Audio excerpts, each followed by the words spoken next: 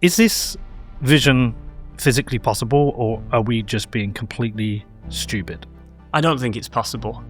We could reach net zero by just dismantling all of our energy infrastructure and going back to what it was like in Neolithic times. The amount of battery power that we have in the UK at the moment on the grid scale would last us just over an hour. So hold on, is biomass a scam?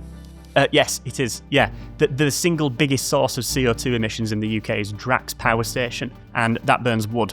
You cannot have net zero without nuclear power. Nearly 7 million people a year die from air pollution. That's about the same number of people that die every half an hour as died in Chernobyl in its entirety. So hold on, so every half an hour we're killing as many people that died at Chernobyl from the fossil fuels we use? Correct.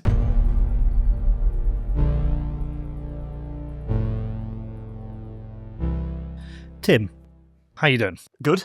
Thanks for having me. No problem at all. I'm very interested in this subject. So for the last 20 years, we have been told a version of the future of humanity, which is based on renewable energy, wind, solar, and using batteries. You're a nuclear chemist. You work with physics all day long. Is this vision physically possible, or are we just being completely stupid? I don't think it's possible. I think, we haven't really been thinking about how we get rid of fossil fuels for that long on the grand scheme of things. Fossil fuels really became a thing in a big way in the mid-1700s. And really, it's 80% of world energy we're talking about. Getting rid of that and replacing it with something that doesn't emit carbon dioxide is one of the biggest challenges of the 21st century. I think there was this kind of naive view that it was just a case of building wind turbines and solar panels, and if we kind of want it enough and we do it in good faith and with good intentions, it would be enough. But the penny is starting to drop now. How it was 2019 that the UK put net zero into law. The penny is starting to drop now amongst politicians, energy leaders, and I think the public as well, that it's going to take more than building wind turbines and solar panels to replace humanity's biggest source of energy and fundamentally the fuels on which the modern world is based. So no, I don't think it's possible. Impossible or very hard? We could reach net zero by just dismantling all of our energy infrastructure and going back to what it was like in Neolithic times. That's one way of reaching net zero. I don't think many people are seriously arguing that. Maybe some people are, but no one's seriously arguing that in good faith. And so, yeah, I think it is impossible, because not only do we need massive amounts of energy to keep society running, but we also need that energy to be reliable. The lights in this room are working now. The lights in my house always work, to the point where when they don't, it's kind of a big deal. You're going around to the neighbours saying, your light's working, what's going on? And there's texts coming through from the energy providers saying, we've got a power cut. Our energy infrastructure is so reliable that it's a big deal when it doesn't work. We've grown so used to having energy on demand like that I don't think we haven't fully internalised what a future would look like if we sacrificed that, for example, for intermittent renewables. Well, we had Catherine Porter in here a couple of weeks ago, and she predicts that there's a high chance we'll have rolling blackouts by 2030. I think she's probably right, but I hope that she's wrong. I've followed her work for quite a while now, and it kind of seems inevitable as you erode that baseload, that reliable power that we've got. We phased out coal now in the UK. We phased it out 2 years ago. Our nuclear capacity is decreasing over time because we're not replacing the nuclear power stations that are retiring from old age. And we're going to be retiring part of our gas fleet as well. The question is, where does that reliable power come from? Wind turbines and solar panels cannot do that. And people talk about grid scale storage and batteries. The amount of battery power that we have in the UK at the moment on the grid scale would last us just over an hour. Okay, that's nowhere near enough to get us through these periods of low wind, like the one that we're in today, for example. Wind is at 3 gigawatts at the moment. And just for context for listeners, we have 30 gigawatts of capacity of wind at the moment in the UK, and it's running at 3 at the moment. There's 90% of our wind capacity is not running today because the wind isn't blowing very strongly. How are we going to make up that shortfall when we phase out gas, which is where the UK gets most of its reliable on-demand power from? That's kind of that's the big question. And so, yeah, I wouldn't be surprised if there are blackouts in the next 5 to 10 years, but I seriously hope that I'm wrong. We haven't experienced blackouts on a massive scale frequently for many, many decades in this country. It would be rather the rude awakening call to people if that does happen. And the sad thing is it was completely avoidable as well, because we could have just built nuclear power stations to phase out that kind of fossil fuel baseload. Well, I've been out to both Venezuela and Lebanon, countries which do experience significant periods of blackouts. I mean, in Lebanon, sometimes they only have power for a couple of hours a day, for a variety of different reasons. But if you do not care for your energy infrastructure, and if you do not plan strategically for the long term, these are the risks you face, right? Yeah, for sure. Yeah, definitely. And like I said, this idea of net zero is still kind of new. I know that it seems like it's kind of all the rage, although the consensus, as far as it ever did exist, is crumbling. But it's kind of like this thing that everyone talks about all the time, and especially for the last few years. But net zero is actually really, really, really new. And I really mean it when I say it's one of the biggest challenges of the 21st century, is how do we get rid of fossil fuels without eroding the economic growth on which we need energy abundance for that, and our living standards that are fundamentally predicated on having massive amounts of power exactly when we need it. It's an absolutely enormous challenge, and I think our politicians and energy leaders have kind of underestimated it. It's often touted as this really nice, wholesome thing, like, oh, it's great, we're on our net zero journey, we're phasing out these polluting, climate-changing fossil fuels, wind turbines and solar panels. Actually, the reality is kind of, once you get to the nuts and bolts of it, energy is one of our most important pieces of infrastructure. I would argue it's maybe the most important piece of infrastructure in the country, because it's what economic growth relies on, and our everyday lives, public services, business, everything relies on energy. And so it's far from wholesome. It's the biggest challenge of the 21st century. And so you, as somebody who understands this deeply, when you watch, I won't name names, admin a band, but when you watch certain politicians talking about net zero, and you look at what's happening with our grid and our infrastructure, are you pulling your hair out? Yeah, I am. I'm conflicted. I'm pulling my hair out some days, but other days I kind of think like, oh, we've got this. We're so close. So I pull my hair out because nuclear power, right? It's been on the downturn since about the 90s. It's been decreasing as a share of our total electricity since then, because our electricity demand has been increasing, and we've been retiring old power stations as they've gone online. Thankfully, in the UK, nuclear power isn't a partisan issue like it is in other parts of the world. Best examples perhaps are Germany and Australia, where it's like a real hot topic. It's like talking about immigration in the UK. It's really polarising. People get really passionate about it. That's not the case in the UK. Labour support nuclear power. So did and do the Conservatives, and so do Reform UK. And between them, I mean, they've got like 2/3 of the projected votes at the next general election. And so there is a political consensus there, kind of. What about the Green Party, though? Because they are growing. Their support is growing quick. They've just won the seat up in Denton and Gorton, or Gorton and Denton. Hannah Spencer, I believe. And what I've noticed is there's a big shift in young people who are moving towards supporting the Green Party. What have they said regarding nuclear? So I actually got in touch with the Green Party to ask what are Zach Polanski's views on nuclear power. And it was interesting because they actually emailed back, and they had quite a good back and forth with them. And the way that the Green Party decide their policies is by membership vote. And so they kind of, I mean, it's a political party, so I shouldn't have been surprised. They gave a politician's answer and said, well, it doesn't matter what the leader thinks because it's the members that decide on the policies. And I thought, okay, fair enough. But it's very, very clear that the Green Party, by and large, is anti-nuclear. And that's true when you kind of take the political party out of it and look at the environmental movement in general. It's quite interesting that the polling and surveys show consistently that the more you care about the environment and climate change, the less likely you are to support nuclear power. Which is very odd, given that, for example, it's Europe's biggest source of clean power and has been for decades. And my view, and lots of other people's view, and I think this is an increasing view, is that you cannot have net zero without nuclear power. So it seems very, very self-defeating to me. I think it's largely ideological. And so the kind of arguments that I advance in favour of nuclear power, which I hope are kind of rational and kind of, you can kind of follow the chain of reasoning, and even if you don't agree with it, you can kind of see where I'm coming from. I think that there's a large section of the environmental movement who are ideologically opposed to nuclear power. And by definition, you can't argue with ideologies with what I like to think is a rational argument. And so, yeah, it's kind of peculiar. So what is the argument for nuclear power being fundamental to achieving net zero? Because we have people who are skeptical of net zero. We have people who are out and out against net zero, and they say it's pointless. I think our emissions are about 0.5% of the.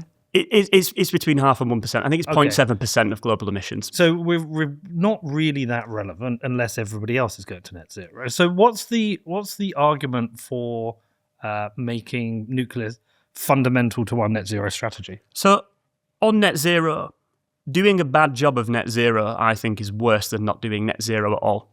Because, you make the point that you just make. You said the UK emits 0.7% of the world's CO2. It's barely anything. But then kind of people often come back and say, well, we're kind of an example to follow for the rest of the world. And it's debatable whether the Chinese government or the American government are looking at the UK's energy policy and taking inspiration from it. But where was that chain of thought going? Sorry. So we're 0.7%. 0.7%. And so by really kind of botching net zero and doing a bad job of it, we're probably actually deterring the rest of the world from pursuing those sorts of policies, which ultimately will lead to higher emissions. So it's really, really not a good idea.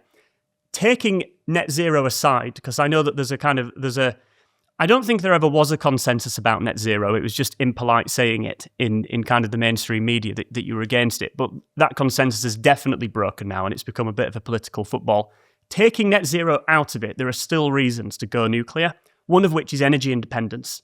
Okay, so we buy lots of our fossil fuels from abroad, and like we're seeing at the moment with the conflict that's going on in the Middle East, like we saw a couple of years ago when Russia invaded Ukraine, it sends the global hydrocarbon market crazy, and that has a massive knock-on effect with us here at home with our energy prices. Nuclear insulates you from that because it's largely detached from those kind of it is largely detached from those fossil fuel supply chains for the oil and the gas.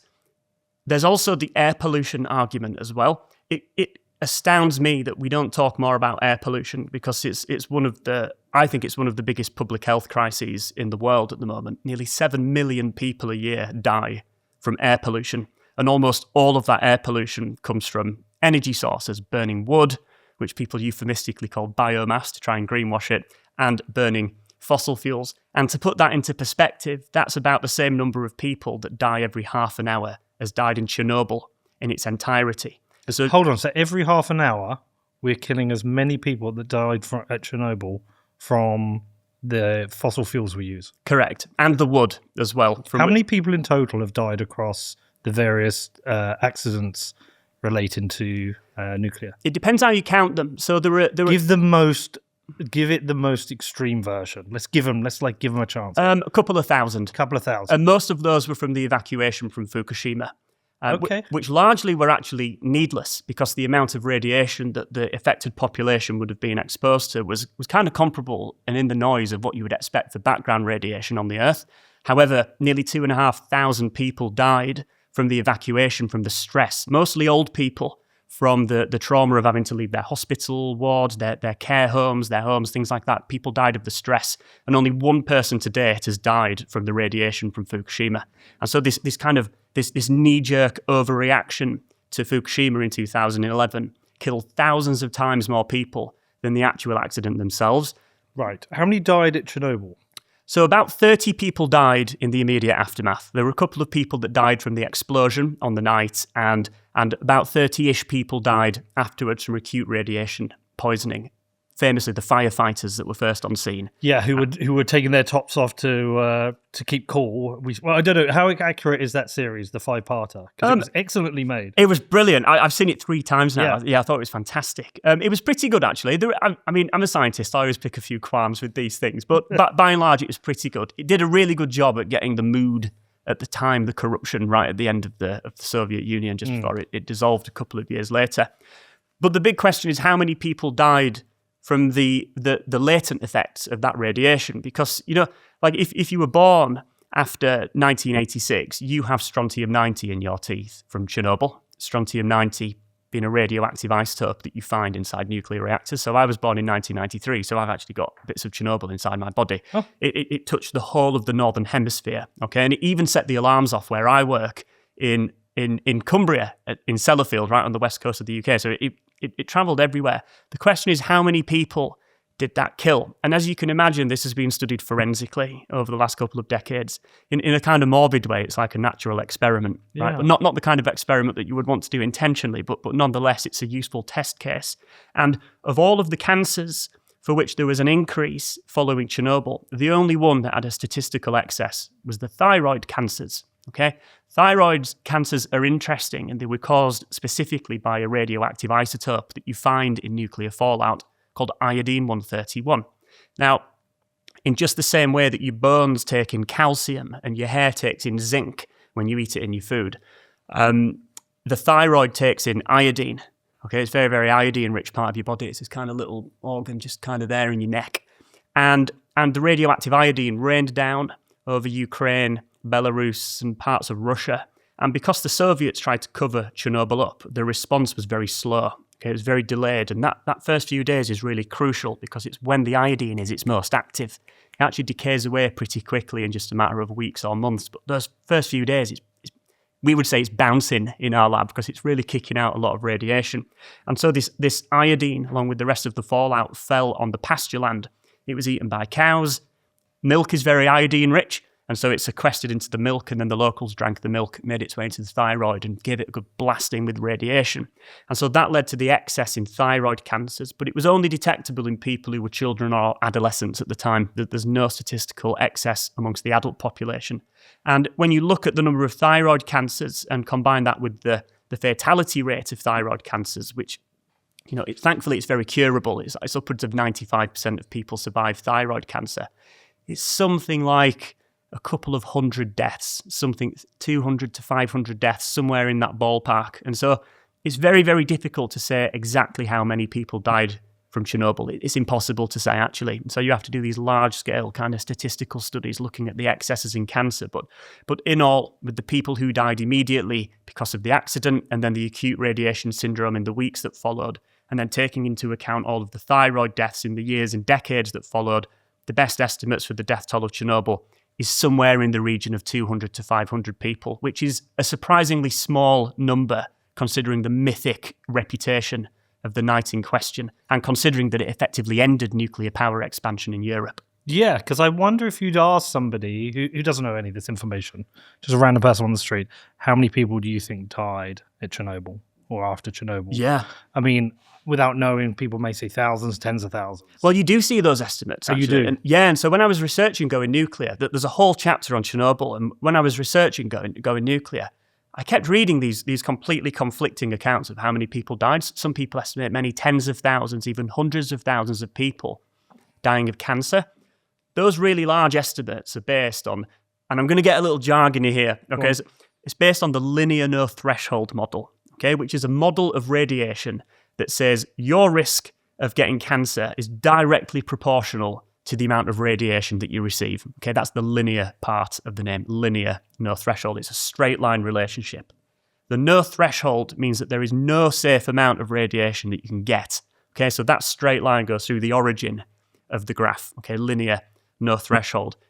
It's a junk hypothesis, in my view. Okay, it's a very, very contentious part of the scientific literature. You would be surprised at how passionate fully grown men get at conferences and in the scientific literature about these kind of nitty-gritty details. But the linear no threshold model is very, very contentious, and the data just do not support it at low doses.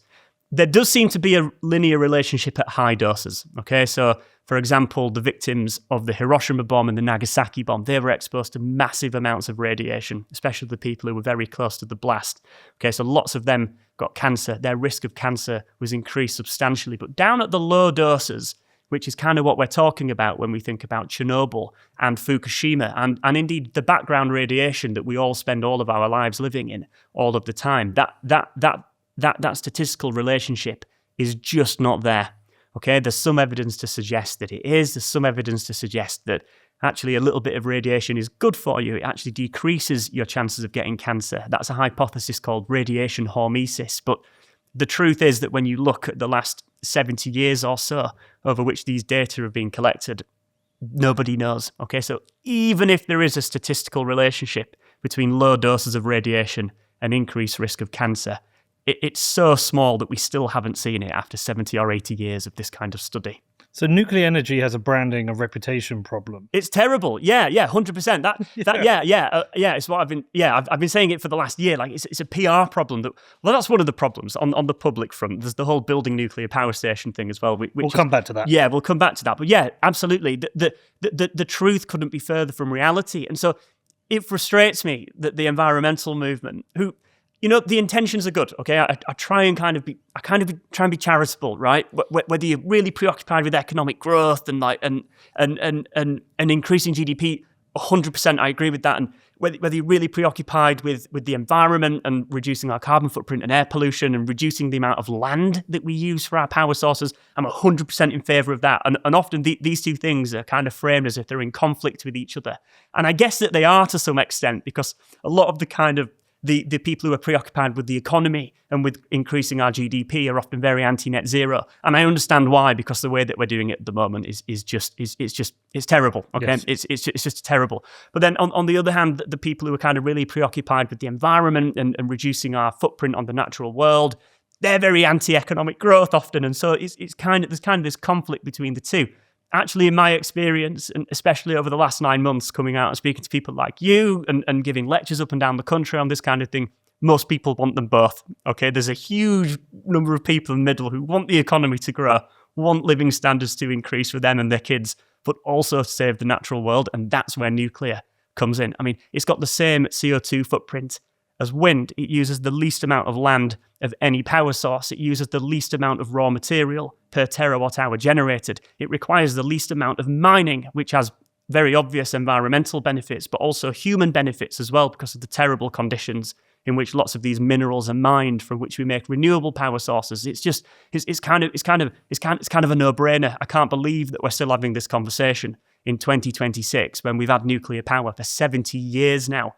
The solution was there all along, but we just haven't quite implemented it with enough spirit and vigour, although a few countries have. France did a pretty good job. Yeah, they had about, 50-odd power stations, nuclear power stations? Yeah, they built 56 nuclear reactors between 1973 and 1999. And funnily enough, they were motivated by the oil crisis in the early and mid-70s. They thought, to hell with this, we're going to try and decouple ourselves from this volatility as much as possible. And the saying in France at the time, when in France we don't have oil, but we do have ideas, and their idea was to massively expand their nuclear power capacity, and they built 56 reactors in like 25 years. And at its apex, those reactors, they generated 80% of France's power. That was in the mid-noughties, so like 2004 to 2006. It was 80% of their power. They almost reached net zero by accident, or at least net zero on their grid by accident, long before anyone really cared or was talking about climate change. And so there is precedent for this. This show is brought to you by my lead sponsor, Iron, the AI cloud for the next big thing. Iron builds and operates next-generation data centers and delivers cutting-edge GPU infrastructure, all powered by renewable energy. Now, if you need access to scalable GPU clusters or are simply curious about who is powering the future of AI, check out iron.com to learn more, which is IREN.com. We have heard about days in Europe where we've hit net zero from wind. It occasionally happens.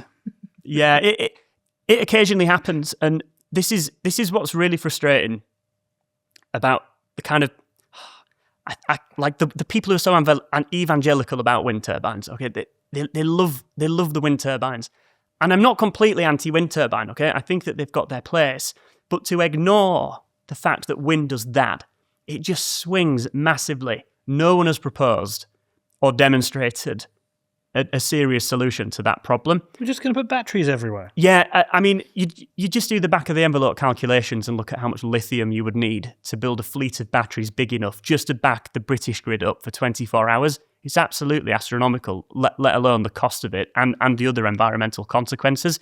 It's far better to build these really, and even the big nuclear power stations, right? So Hinkley Point C, for example, when it comes online, okay, it was supposed to be online last year, but it's probably not going to be until the early 30s now. We can get onto that for the various reasons. Hinkley Point C, when it's finished, will cover about 1/4 of a square mile of land, which is not very much. Quarter of a square mile. 1/4 of a square mile. Smaller than some people's gardens. It's tiny. I mean, it's a bit bigger than my garden, but yeah, it's tiny, and that power station will supply about 8 or 9% of the country's electricity. So 10 of those, and we're at net zero. Right, yeah, exactly. You do the back of the envelope calculation, you need about 14, because you have to account for a bit of downtime. And so it's about 14 Hinkley Point Cs, and we could completely decarbonise the grid now. In reality, you would need more, because our electricity demand will rise, they say, as we start to electrify transport and heating and all these areas of society. But, we're talking about on the order of a dozen to maybe 3 dozen nuclear power stations to reach net zero. And France built 56 between the 70s and the 90s. So a couple of dozen power stations you would think would be achievable. Well, the French only tend to work a limited amount of hours as well. Right, exactly. Think what we could do. Yeah. Yeah. Where did this anti-nuclear agenda come from? Because if you look at the kind of, how we've kind of built energy sources up through the history of humanity, from burning wood to then burning coal to discovering oil to then discovering nuclear. Nuclear was the natural next step in human civilization. We found essentially magic. Magic rocks. Magic rocks. Yeah. We found a magical source of energy, and hopefully we're going to get to that next stage where we will have fission, or in fission now. Is it fusion? I always get the two mixed up. We're in fission now. Fission. We work on fusion, but we seem to have got to this magical point of a serious amount of energy with very little used fuel left afterwards. How have we destroyed this? Yeah, you're completely right. If one of the ways to view human history is through energy consumption, right? And a million years ago, we only had these to do things on our legs. We're really good runners, it turns out, but it's not how you can power a civilization. So we started setting things on fire. Okay, it's million-year-old technology, burning things, wood. We did that for a very, very long time. But it was really in the 1750s that we tapped fossil fuels. Okay, very potent, very energy dense. You get about 4 times more energy from a kilogram of coal than you do from a kilogram of wood. Okay, you also get less carbon dioxide from coal than wood, interestingly, and that's even despite the fact that in the UK, biomass, which is just burning wood, is classed as a renewable energy source. So hold on, is biomass a scam? Yes, it is. Yeah, the single biggest source of CO2 emissions in the UK is Drax Power Station, not far from where I grew up in Yorkshire, and that burns wood. And so we fell forests in North America, we chip them and we dry them. We ship those chips across the Atlantic on diesel-powered boats and then train them to Drax and set fire to them. And that's still classed as renewable in the UK. You tell me, every time I see those, I spend a lot of time on the train and I see Drax trains all the time. And it makes me so angry. We're so dumb. It makes me so angry. It's million-year-old technology. We should be past that now. Mm-hmm. Nonetheless, the coal, the oil, and the gas, it's 80% of humanity's energy consumption. Right? They are what the modern world is built upon. We couldn't have all of this. We couldn't have had the massive amount of economic development and the flourishing living conditions that have come along with that over the last 2 centuries without fossil fuels. And we've progressed in this nice order in increasing energy density of our fuel, okay? And so the next logical step is uranium, okay? You get about 1 million times more energy from a kilogram of uranium than you do from fossil fuels, okay? It's so incredibly energy dense such that if you got all of your power over your entire lifetime from nuclear, which is a lot, right? Because we live in the UK, we consume a lot. We consume a lot of energy in the UK. But if you got all of that power over your entire lifetime from nuclear, it would be about the size of a Coke can. It's not very much at all, okay? And then onto nuclear fusion eventually. The joke is it's always 40 years away. Yeah, it's the same with quantum computing. Yeah, all of that. Yeah. But I am starting to see they've been running some tests. My limited understanding, as far as I see it, it's about the goal is they can generate more electricity than energy than it costs to as the input. That's the dream, and they're getting that stable plasma. You'll know more. Yeah, it's incredibly hot. It's like hundreds of millions of degrees. And just for context, the visible surface of the sun is about 6,000 degrees. Okay. So we're talking thousands of times hotter than the surface of the sun. It's toasty. There isn't a material in the world that can withstand that. It just vaporizes it. It just destroys it. And so it's very, very difficult to contain that plasma once it's up at temperature. And we're actually nowhere near. So I see headlines as well. And I was very excited over the last few years before I kind of dug into this that we reach break even occasionally with nuclear fusion. And the implication is, well, we get as much energy out as we put in. That's a pretty good milestone, right? Because from then on, it's kind of where we're at net positive energy from fusion. We're only at energy break even if you ignore all of the energy that we use to charge up the lasers and all of the kit that ignites these fusion reactors. And when you put that into account, we actually lose more than 99% of the energy. So we're way off. We're way off. And achievable? I really, really hope so. You know, how long ago now? Time flies. 12 years ago, when I was having my interview for my PhD, the last question that they asked me in the interview was, if you could solve one scientific or engineering problem in the world, what would it be? And I said nuclear fusion. And it would probably be the answer that I give today. It would be absolutely amazing because nuclear fission takes big atoms, namely uranium, and breaks them into smaller pieces to get the energy out. That produces nuclear waste, although maybe we can talk about that. Nuclear waste isn't that much of a problem. Used fuel? Used fuel, partially used fuel. Nuclear fusion, on the other hand, takes small atoms, hydrogen, and sticks them together to make helium. And, you know, helium is so harmless that we use it to fill balloons at children's birthday parties. It's kind of the holy grail of physics, getting nuclear fusion working. And so I think it is probably possible. I would love to see a kind of Apollo-scale effort, whether it's international or it's the Americans or whoever, to get nuclear fusion working, because that really, really, really would be amazing. Right. Okay. Well, we'll stay with fission. So you say it's a Coke can for me for my lifetime. Yeah, it's nothing. 8 billion people on the planet. How much uranium do we have? So it depends how you do it. So the way that we do nuclear power at the moment is called an open fuel cycle. Okay. So we dig the uranium out of the ground, we turn it into fuel, we put it in a reactor just once, and then we get rid of it. Okay, there are technologies where you can circularize that fuel cycle. So it's exactly the recycling philosophy. You remember the adverts that were on TV when we all used to watch TV, and you put a can in the bin, and then it could become an aeroplane or a truck or a train or something like that. It's exactly the same with nuclear fuel. We can recycle it, and when we do that, we increase its energetic value by more than a factor of 100.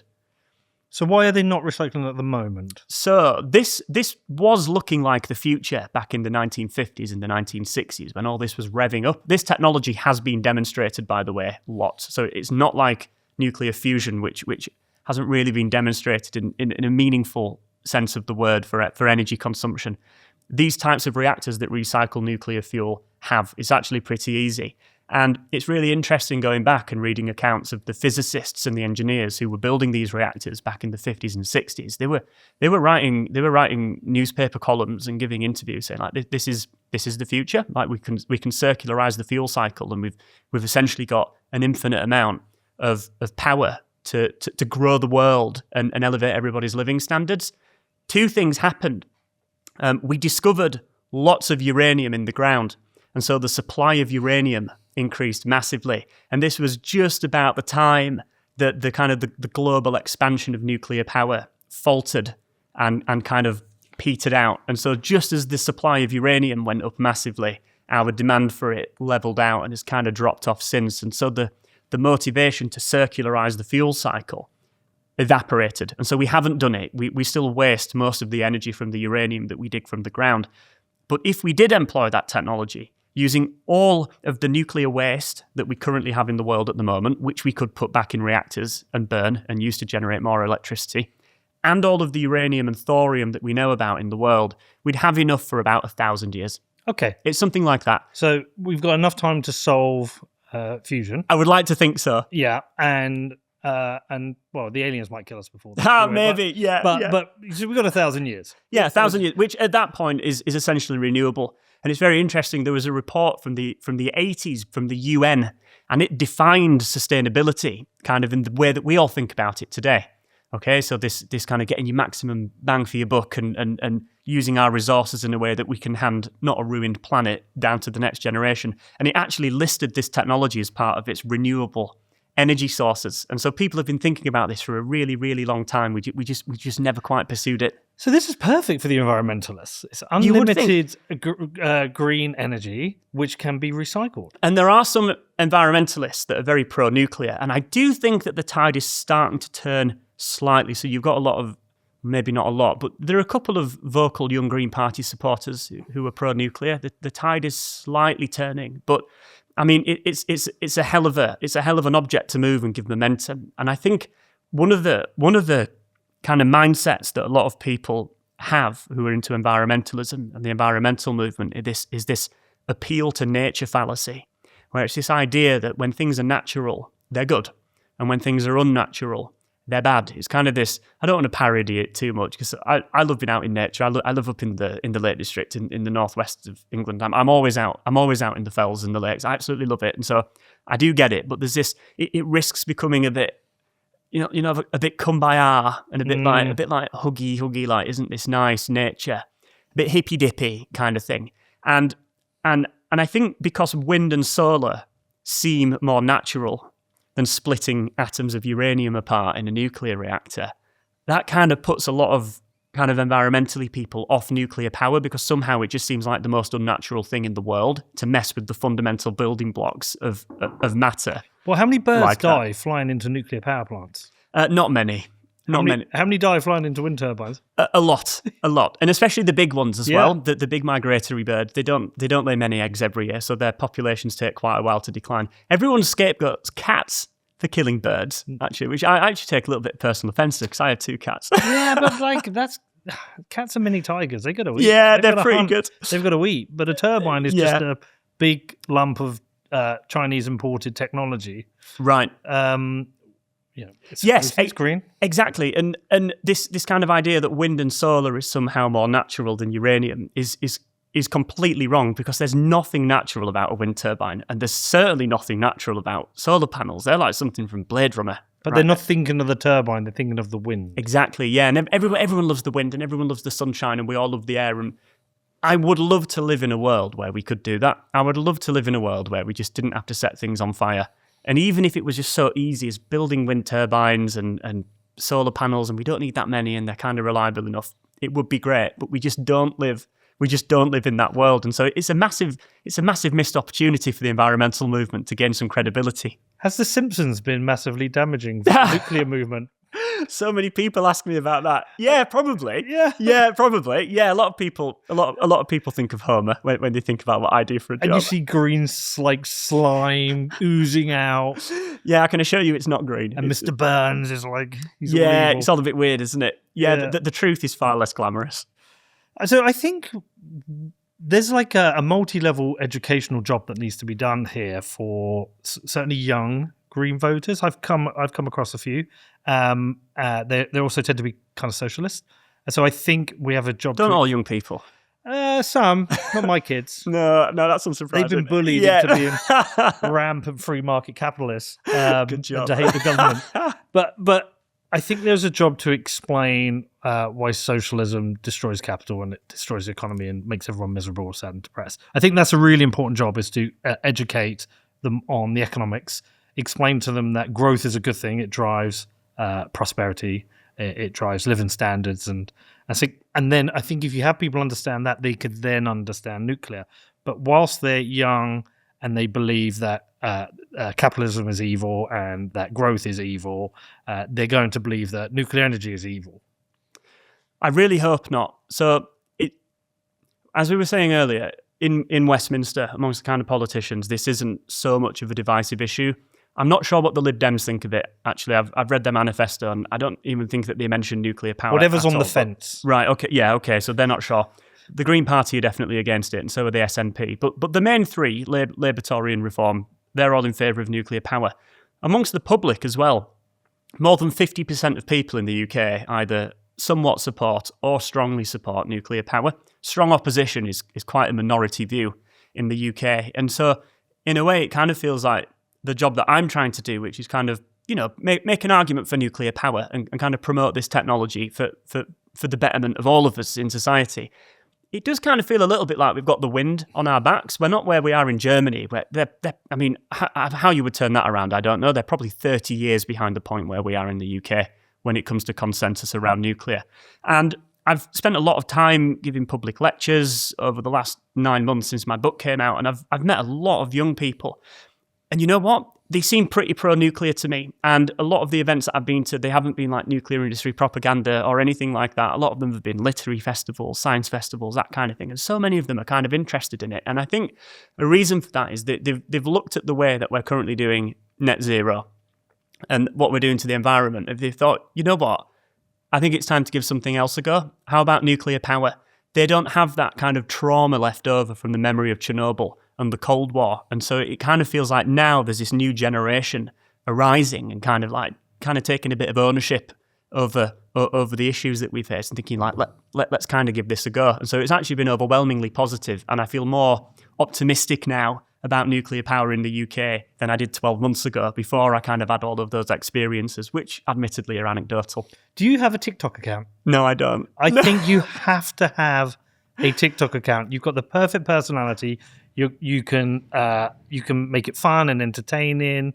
You can deal with all the arguments. Like an old, boring person like me can do it, but you could. I think you could entertain it. Lots of people have said that. I really think you could. Have you read The Anxious Generation by Jonathan Haidt? Do you know what? It's funny you should say that, because I wonder if it's exactly where I am.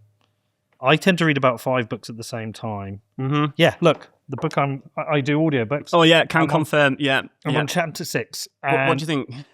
As a parent, it's terrifying. And we've already made... So we had little changes in our family in that when we go out for dinner, everyone has to put their phone on the table in the middle. That's it. That's the rule. That's a good idea. And I was chatting to my son last night. I was showing him a Prodigy concert from like 2009. And they were playing Smack My Bitch Up. And I said, look at the crowd. What do you notice? He said, no phones. And me and my son and my daughter, we go to concerts together. Yeah. And my daughter's she's always on her phone. And I said, you know what we should do? Next concert we go to, we went to see Ray the other week. She was fantastic. Cool. We all had our phones, and we did take photos. I said, let's all leave our phones in the car next time. And I've made some changes at home specifically for my daughter as well. But essentially, what we've done is we've raised kids with the new crack cocaine. Yeah, I 100% agree. Have you ever watched Alien? Yes. Okay, you know the parasite that grabs the face? Yeah. That was explained to me that's what we've done. And look, it's very difficult to get a 16-year-old off their phone now. But if I was to go again, I would do everything I could to keep them away from them, because I think it's pretty evil. It's terrible. I've noticed the music thing as well, 100%. I went to see Arctic Monkeys, I think it was 2024, with my wife. Where? Hillsborough. Oh. Yeah, homecoming gig. It was awesome. Amazing. They were so good. But all the young'uns in the crowd, they were so self-conscious and really kind of I don't know, just really uptight, and a lot of them were taking pictures and filming and not really dancing. And I mean, we were 30 at the time. We were just going absolutely mental.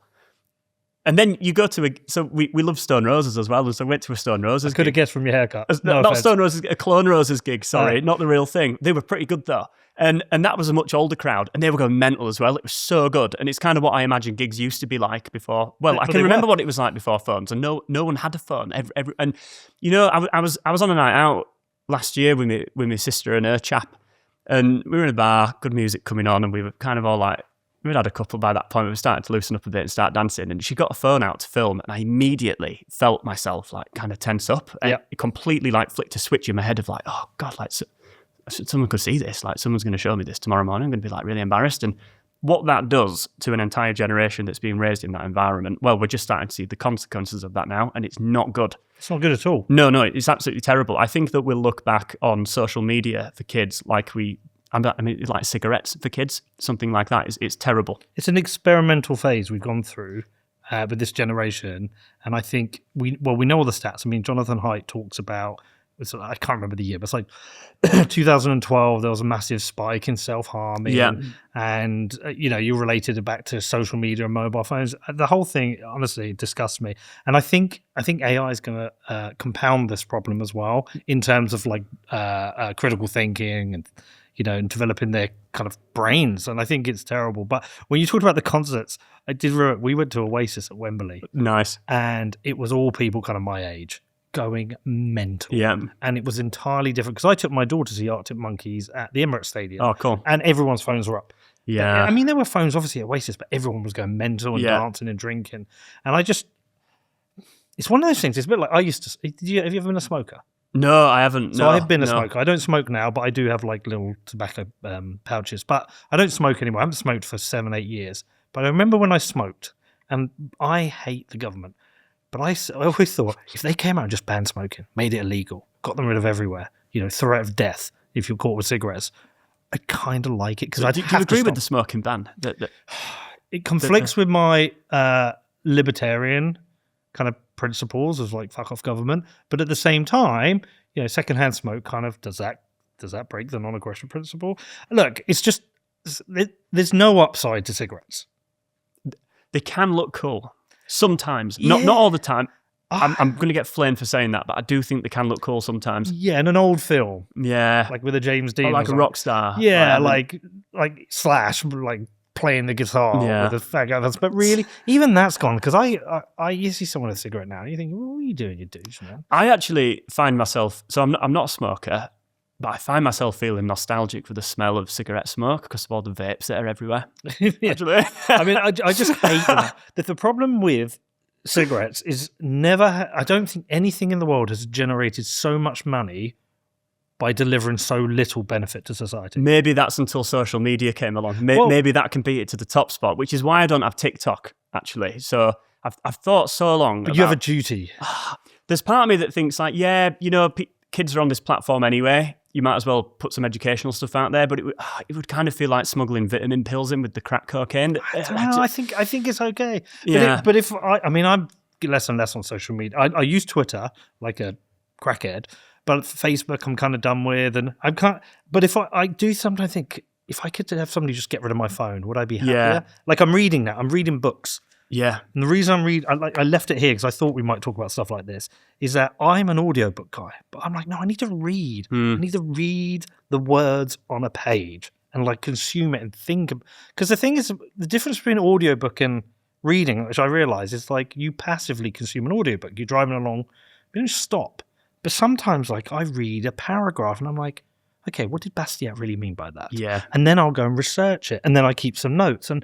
And that version of learning I've gone back to because I was actually buying books. I was going on ChatGPT and saying, explain this book to me. And I was debating the arguments. But I've read that report that came out that said basically we're getting dumber because of AI. So I've gone back to books. Cool. And I think we need this whole return. I endorse that. It's kind of going analog, right? Yeah. I think that's going to be the next big thing. So analog is the next big thing. Yeah, like we're always going out walking and up in the fells in the Lake District. And so I was out just at the weekend and I left my phone in the glove compartment in the car because I thought, just don't need Good that. man. It's so nice. Like just 5 hours, my wife and I just out in the fells, like proper old school. It's kind of like what I would imagine it would have been like 15 years ago, going out for a walk. You're not kind of glued to that. And we started using paper maps as well instead of the Ordnance Survey app on the phone. Amazing. The Ordnance Survey app is really good and we do use it for planning, but we're kind of trying to rely not so much on that. And we take fewer photographs actually as a consequence, which kind of felt like a bit of a sacrifice at first because I've always been into like photography and stuff. But you know what? Actually, like having those organic memories kind of somehow feels a little warmer. The penguin.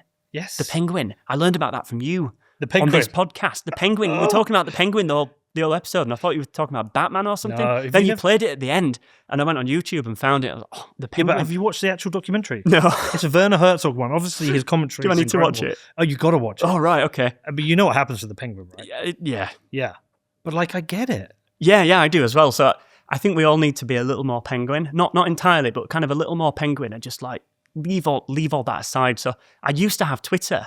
I had about 15,000 followers on Twitter, which is not a lot, but I just thought I can't be arsed just commodifying my life to this extent.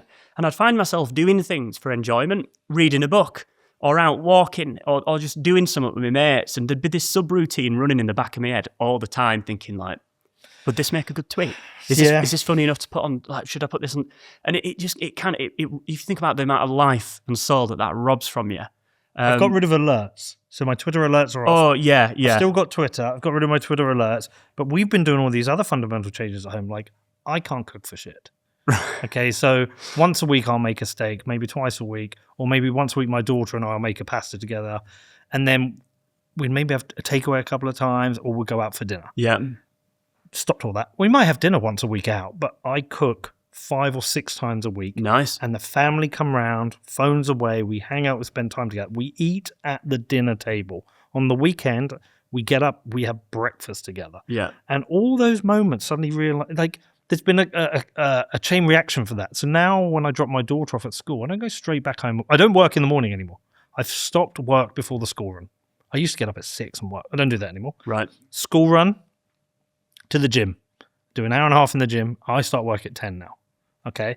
And every now and again I go and play tennis in the day with my son. And it's almost like this counterculture, but digital counterculture. Yeah, totally. Going back to real life. Yeah, I agree. Yeah. It's so much better. So, like, having Twitter would have been useful for me in the last year promoting my book. Yeah. It really would. But I'm not sure I would have even been able to write the book had I had Twitter, because of what it does to your attention span. Certainly my attention span. I noticed, like, when I was like deep into Twitter and always on it, and I was addicted to it, kind of chopping up your attention span and not being able to concentrate on something for more than a minute and a half, something like that. That's terrible. I was a shower thought this morning. I was thinking, I had like this thesis in my head. I needed to research. That was, what is it the algorithms tap into that draws us to negativity? We notice it with the podcast. Yeah. We make shows about everything that's broken and doesn't work, because everything is broken, doesn't work. But it taps into something in our brain. Like when we release this show, if I title the show "Nuclear is the future," or "Nuclear is the cleanest energy," it's going to bomb. Right. But if I have some title about the energy source that will save humanity, or net zero is a scam, it will really perform well. Interesting, right. And so I thought about that. I thought about Twitter. I thought about TikTok. I thought about, what is it about the algorithms that are tapping into us? And algorithms, the ultimate downfall of humanity. Probably. Well, it's interesting you had the shower thought, and that's a very common thing for people to experience. You don't have your phone in the shower. You don't. You just stood there for like 5 or 10 minutes. So you have all these great ideas. Imagine what life would be like if more people did that more often, just in general. You don't have to wait for a shower to not have your phone. See, now I need to set up a little communist commune where we go and reject society. Become the thing I hate. You don't have to go that far. Look, okay, so back to this. Look, explain to me Hinkley Point C. Why is it going to be 5 years late? Right. There are lots of reasons. Hinkley Point C is complicated. It's one of the biggest it's actually 2 nuclear reactors in one, okay? And it's the first one that we built here in the UK since 1995. I was 18 months old when the last nuclear reactor went live in the UK. And that was Sizewell B, okay? So Hinkley Point C is the first in a generation or 2. It's been a really, really long time. And so as with all of these, it's essentially a one-off project. I hope it's not a one-off, but it's the first of a kind project because we haven't done it for so long. We have to like rev that supply chain back up and rev that skills base back up. So there's that. The second thing is everything is expensive in the UK at the moment. We just cannot seem to do big infrastructure or even small infrastructure like filling potholes like we used to do. And so whether we're talking about HS2, whether we're talking about the 3rd runway at Heathrow, whether we're talking about the road tunnel down the road under the Thames, these things just become a complete farce. And nuclear kind of gets caught in that whirlpool. And so this is an infrastructure problem in general. Can't we just get the Koreans to build them? Well, yeah, it's an interesting idea. I suspect that even if we copy and pasted the Korean reactors into the UK, we would still kind of put them through the meat grinder of our own weird and esoteric ways of doing things. And you would probably get another Hinkley Point C. And so when Going Nuclear came out 9 months ago, I had it in my head that like the fundamental problem here in the UK is energy, because I'm sure you make that graph of energy per head versus GDP per head. It's a straight line relationship. Okay. Yeah. So it's okay. We need massive amounts of energy to at least keep the economy as big as it is now. Why don't we grow it? How nice would that be? So I went into this whole thing thinking like the fundamental problem is energy, because so much sits on top of the energy problem. It's like economic growth, living standards, protecting the environment, protecting people's health. All of that comes from energy. I've changed my mind actually from talking to lots of interesting people and lots of people getting in touch with me and meeting interesting people. I think one beneath the energy problem is the infrastructure problem. Okay, we just cannot build things anymore in the UK. Is the regulatory environment? That's part of it. Yeah, that's a big part of it actually. So just before Christmas, there was a paper published called the Nuclear Regulatory Task Force Review. Yeah, it's a right mouthful and it sounds so dry. But you know what? For a government commissioned report from like an independent task force of experts, it's a riveting read. It's absolutely amazing and it's so brutal and it's written in such plain English, like even I can understand it because I'm not a politician, I'm not a lawyer. It's very, very accessible. And so this group of people, led by John Fingleton, which is where the name for the report gets its name, the Fingleton Review, is what a lot of people call it. You should get him on. He's he's a real interesting guy. Him and his colleagues went and basically tried to ask the question of what's wrong with the regulation in the UK for nuclear? Why is Hinkley Point C 7 years delayed, probably, by the time it's built? By the way, it used to take us less than 7 years to build a reactor, and this is 7 years delayed on top of what we already did. Okay? How long does it take the South Koreans? Their median build time, it's somewhere between 7 and 8 years, something like that. Who's the fastest in the world at doing this? China at the moment, their median build time is about 6 years, which is where Europe was in the 80s. Okay. Actually, so the median build time, and I say median because the mean is skewed by the one that took like 50 years to build. Okay, so median is the correct number to use. Are there people who make money off it taking a long time? I suppose the financiers make money off it. A lot of the money. So most of the cost of nuclear power is in building the power station. Okay, and a lot of that cost is actually financing the damn thing because these things cost billions of pounds to make, even when you do them well. Hinkley will probably cost more than 50 billion by the time it's finished, which will make it the most expensive nuclear reactor ever built. It shouldn't have cost that much money. A large part of the reason why is because of the regulatory framework. It's completely broken, and the Fingleton report outlines that really articulately and very generously as well, and very honestly. What should it cost? So at the moment, for example, the UAE, they just brought 4 of the Korean reactors online a couple of years ago. They went from no nuclear power in 2020, and now they get 25% of their power from nuclear, which is just astonishing. Those reactors, they built them in parallel, so it took 8 years to build, but they did them in parallel, and they cost about $20 billion for all of them. They've built 4 in 8 years for 20 billion. Yes. And what does one of those comparatively produce compared to Hinkley? So it's about half of Hinkley. So it's 2 Hinkleys worth, so 10 billion. 10 billion. Yeah, we're fucking stupid in this country. It's very disheartening, and I'm equally frustrated because a lot of the kind of anti-nuclear people will point at Hinkley and say, well, look at that. And I agree, and I share those frustrations. I'm perhaps not being as cynical as them. My argument for Hinkley is that that's not an anti-nuclear argument. It's an anti-build. It's a pro-building things argument. We need to iron out this crazy regulatory framework that we're in. We tie ourselves in knots.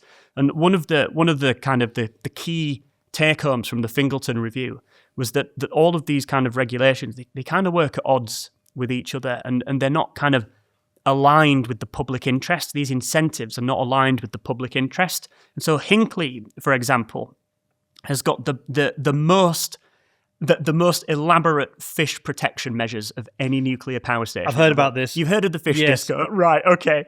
So doesn't it work out like hundreds of thousands of pounds per fish? It depends how you do the maths, but it's 700 million pounds in total for this fish deterrent system, and the number of fish that it will save. So it was designed to save protected fish. Okay? Hold on, where are the fish at risk? So nuclear power stations need cooling. Yeah. Okay, and Hinkley Point C will get its cooling water from the River Severn because it's on the Severn estuary. So it'll suck in the water. It will use it to cool the reactor and then put it back out into the estuary. The fish that get sucked into that won't make it. Okay, they'll get turned into like tuna, something like that. They won't make it out alive. We won't get the 3-eyed Simpsons. No, none of that. They're all up at Sellafield. So because of the nature and the wildlife regulations in the UK, Hinkley Point C had to put in this fish protection system. The fish disco is just one of them. Okay, there are 3 separate parts of this infrastructure, but in all they cost £700 million. How does it protect the fish? To protect these fish. So the intake for the water is low velocity, so it just doesn't quite suck as much of the fish that kind of get into the vicinity into the reactor. But the one that everyone kind of points to and laughs at, and it is kind of funny because it's ridiculous, is the fish disco. And this is a series of underwater speakers that blast sound to scare the fish away from the intake pumps. And so all of that infrastructure together, £700 million, and it will save about 125 fish a year. 125 fish. Although there will be people watching this kind of nitpicking at that and saying that the actual number of fish is much higher, which is true, but this system was put in place to protect a very small number of fish that are protected by law. And of the fish that are protected by law, it's 125. And so you can do the maths. Which fish do we protect? So, for example, sea trout and salmon. But we eat them. Yeah, we do. So we eat far more of them than will ever get sucked into Hinkley Point C. Could we just not breed more to cover it? This is kind of an example of what I mean when I say that it's not aligned with the public interest, because on one hand, we're completely tying ourselves in knots with the fish. And I'm only picking on this because it's such a great example. There are millions of other examples. But this is like the bat tunnel. Yeah, it's another bat tunnel situation. It's ridiculous. Okay, we want to harm nature as little as possible. Everybody agrees on that. We don't want to do any more damage than we have to, okay? But you've got to remember that Hinkley Point C is a 3.2 gigawatt nuclear power station. And just to put that in context, that all of the wind turbines in the UK... I was just about to look up for birds. Right. So all of those wind turbines in the UK right now are generating 3 gigawatts of power, okay? And that's from one power station. And once it's built, it will last probably at least 60 years. But if it's anything like the aging fleet in the United States, it will probably last about 80 years, and it's got the same carbon footprint as wind. It's an absolute no-brainer, but we're completely tying ourselves in knots because of these excessive regulations.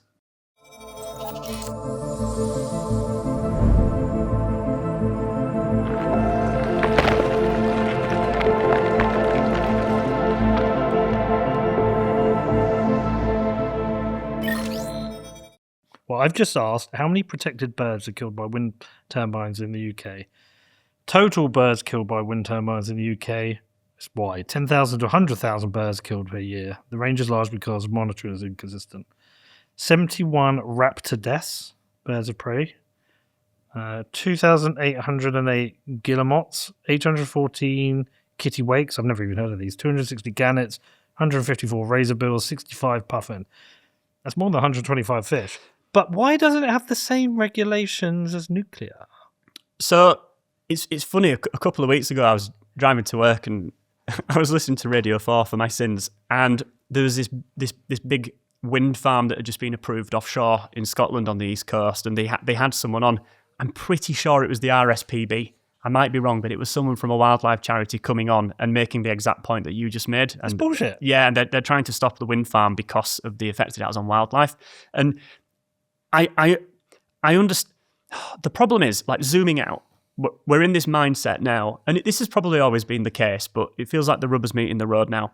We're in this mindset where we want perfect solutions. We want all of the electricity that we need without any of the environmental cost, and we want it to be reliable. There's no such thing as a power source that is perfectly environmentally friendly. There's no such thing as a power source that's perfectly safe. Okay, there's no such thing as a power source that's free. Everything has a cost.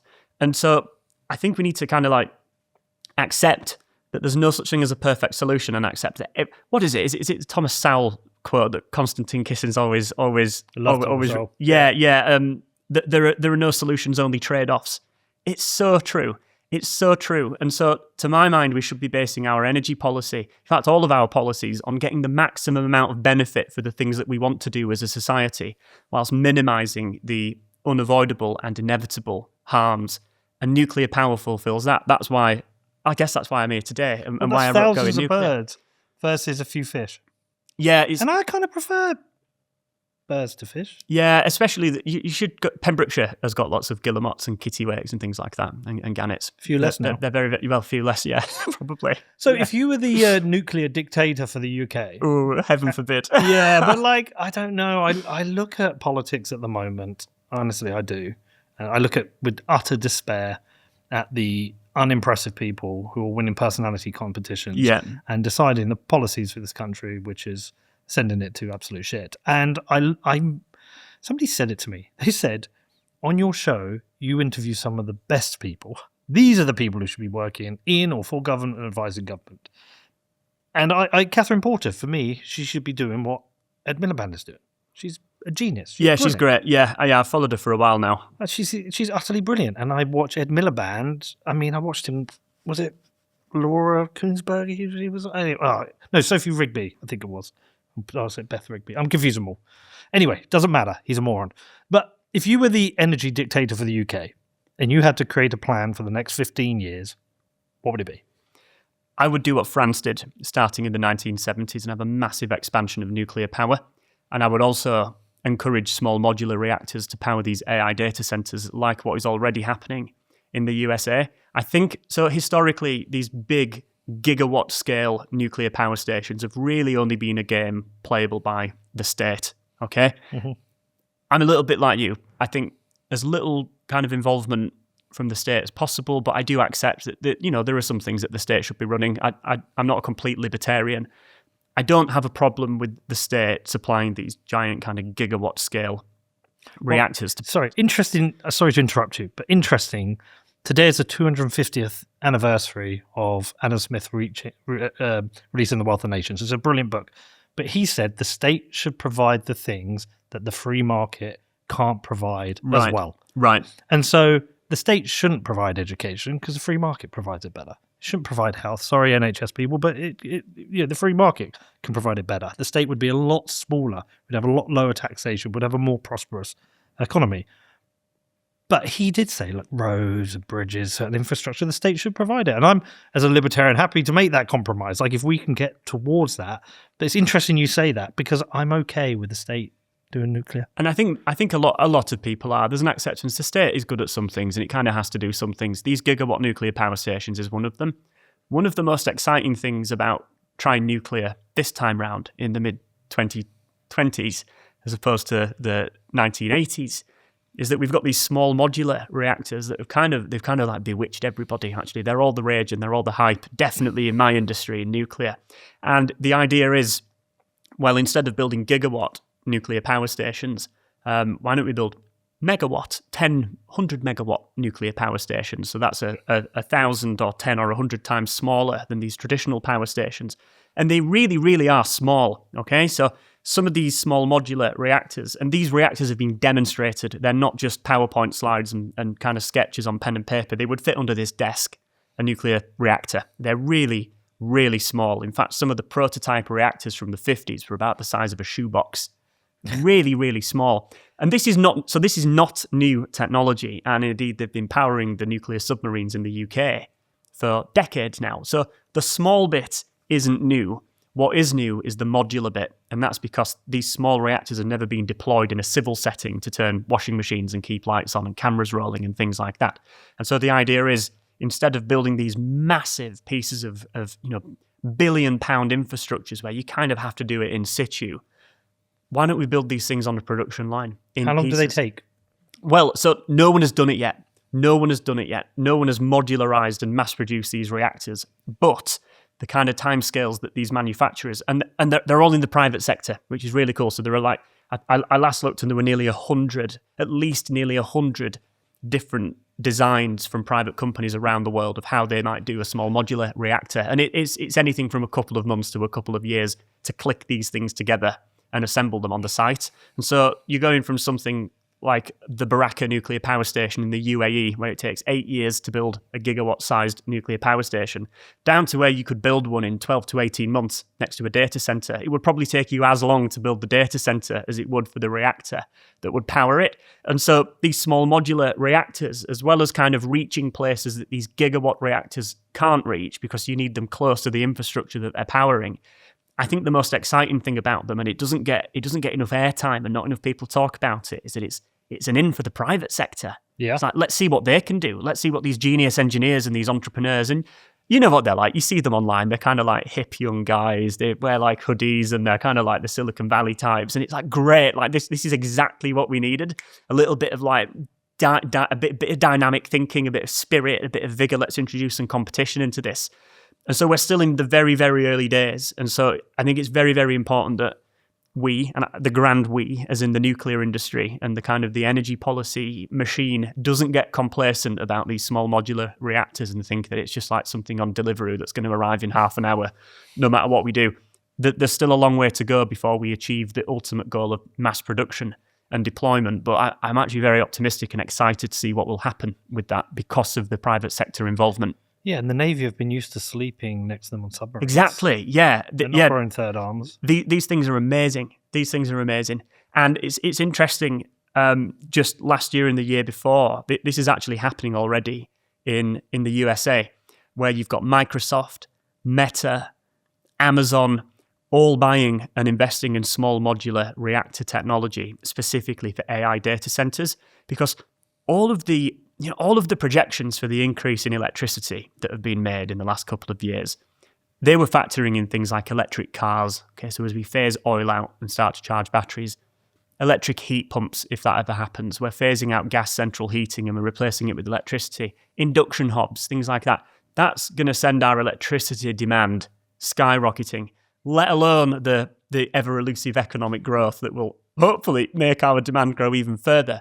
But none of those projections took into account the massive amount of power that will be needed for these data centers for AI, because no one saw it coming. I don't know about you, but like people were talking about AI on the kind of geeky podcasts that I listened to, all the kind of tech bro-y stuff like 5 years ago. But it was always like, yeah, maybe one day. It was very speculative. And then all of a sudden it was like, oh my God, like ChatGPT is even the free version is just orders of magnitude better than anything like it that existed before. It's scarily good. And the amount of power that these data centers will need. There was an amazing report published by, you can tell what I'm into reading. This is what you do TikTok. You're like so engaging. Like I'm entertained listening to you. It was the International Energy Agency. They published a report that projected the power demands from AI data centers. And by the mid-2030s, the annual consumption of electricity by data centers in their middle-of-the-road estimate was about the same amount of electricity consumed every year by Japan.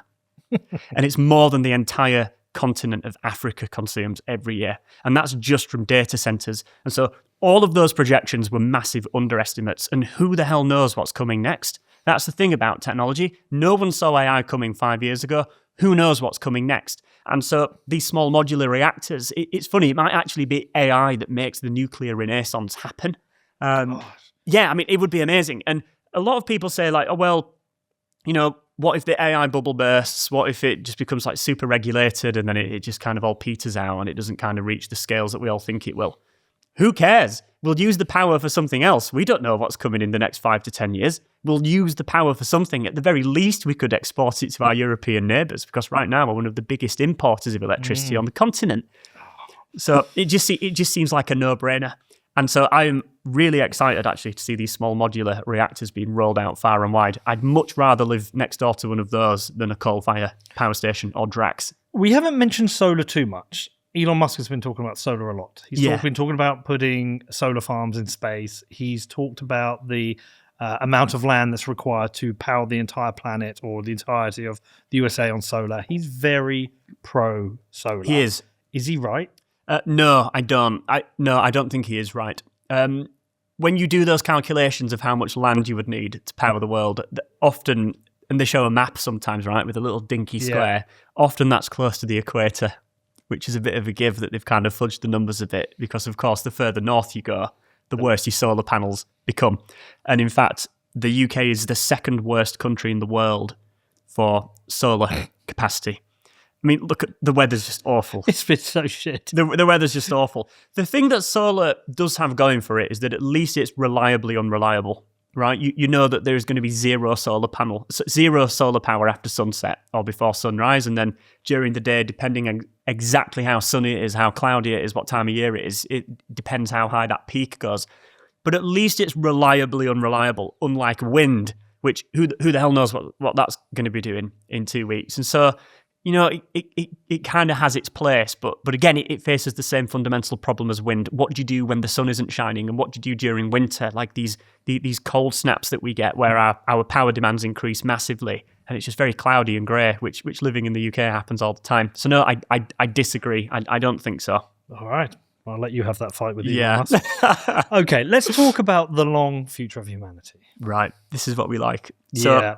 I was very excited to see, I only noticed it this morning because I obviously know your new book, but that you wrote a book about we are just rocks from space, basically. What's the actual title? It's called Meteorite, the stones from outer space that made our world. And I wrote that as a PhD student, actually. Really? Yeah, I did. Yeah, I spent a lot of hours and nights in the lab as a PhD student on my own, running mass spectrometers and various types of instruments. And I wrote most of that book whilst waiting for measurements to come back. So it's all about the formation of the solar system and how this and everything in the solar system came from a giant interstellar cloud of gas and dust called a nebula, and how eventually it became alive and became us, and we're sat here now. There's a direct lineage between this table and the two of us and these microphones to the interstellar nebula that existed 4.5 billion years ago, which is what that. Unless we're in a simulation. Unless we're in a simulation, which I suppose is possible. Could be, and this simulation might have started this morning when we woke up. Maybe that's one of the interesting resolutions to the Fermi paradox. When you kind of look at the number of stars that are out there and the number of planets, and you think, there must be life out there. How come we haven't heard from anybody or even seen anybody? One of the resolutions is that, well, they all just plug themselves into the matrix and just can't be asked going out exploring the galaxy. And that's why I haven't heard from anybody. Or it's not required. We're just running this one experiment here, and everything has to exist out there in our minds to believe there is this universe. Yeah, maybe. I mean, it's beyond my pay grade speculating about that kind of thing. But once I've had a pint, I kind of get up to speed with it. So I don't actually think we are in a simulation. No, I don't either. So I was having a conversation last night. I had my son, his girlfriend, and my ex-wife there, and we were having a conversation about this because I don't know if you watched my interview with Faraz. No, I haven't seen that one. It's worth watching. Every time I interview Faraz, it's been 4 times now. The second half, we always get into Christianity. Right. He's a devout Christian, and it's a really interesting conversation. And I've said to him, I always feel drawn to Christianity, and even more so recently in that I find when I go into sections of the Bible, I watched Noah again the other day. Right. And the interesting part at the start of Noah is talks about when Cain kills Abel, Cain then goes out and creates industry and creates all these cities. And then Noah has to flood the planet because of all the kind of bullshit that's come with it. And it's kind of what we're living through right now. And I just feel drawn to how right these stories are, within the Bible of foreseeing the stupidity of humanity. So I feel very drawn to it. And so last night I said, my ex-wife asked me, she's like, do you believe in God? And I was like, I think I either believe in God or we're in a simulation. It's one of the two. Right. Oh, so you said you don't believe in the simulation? No, so one of the two. So you must believe in God then? Well, if you have to ask me to pick, I don't think we're in a simulation.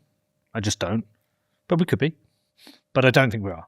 So I therefore believe in God. Yeah, that's what I mean. Yeah. No, I'm really drawn to Christianity at the moment. But I'm drawn to it more out of intrigue.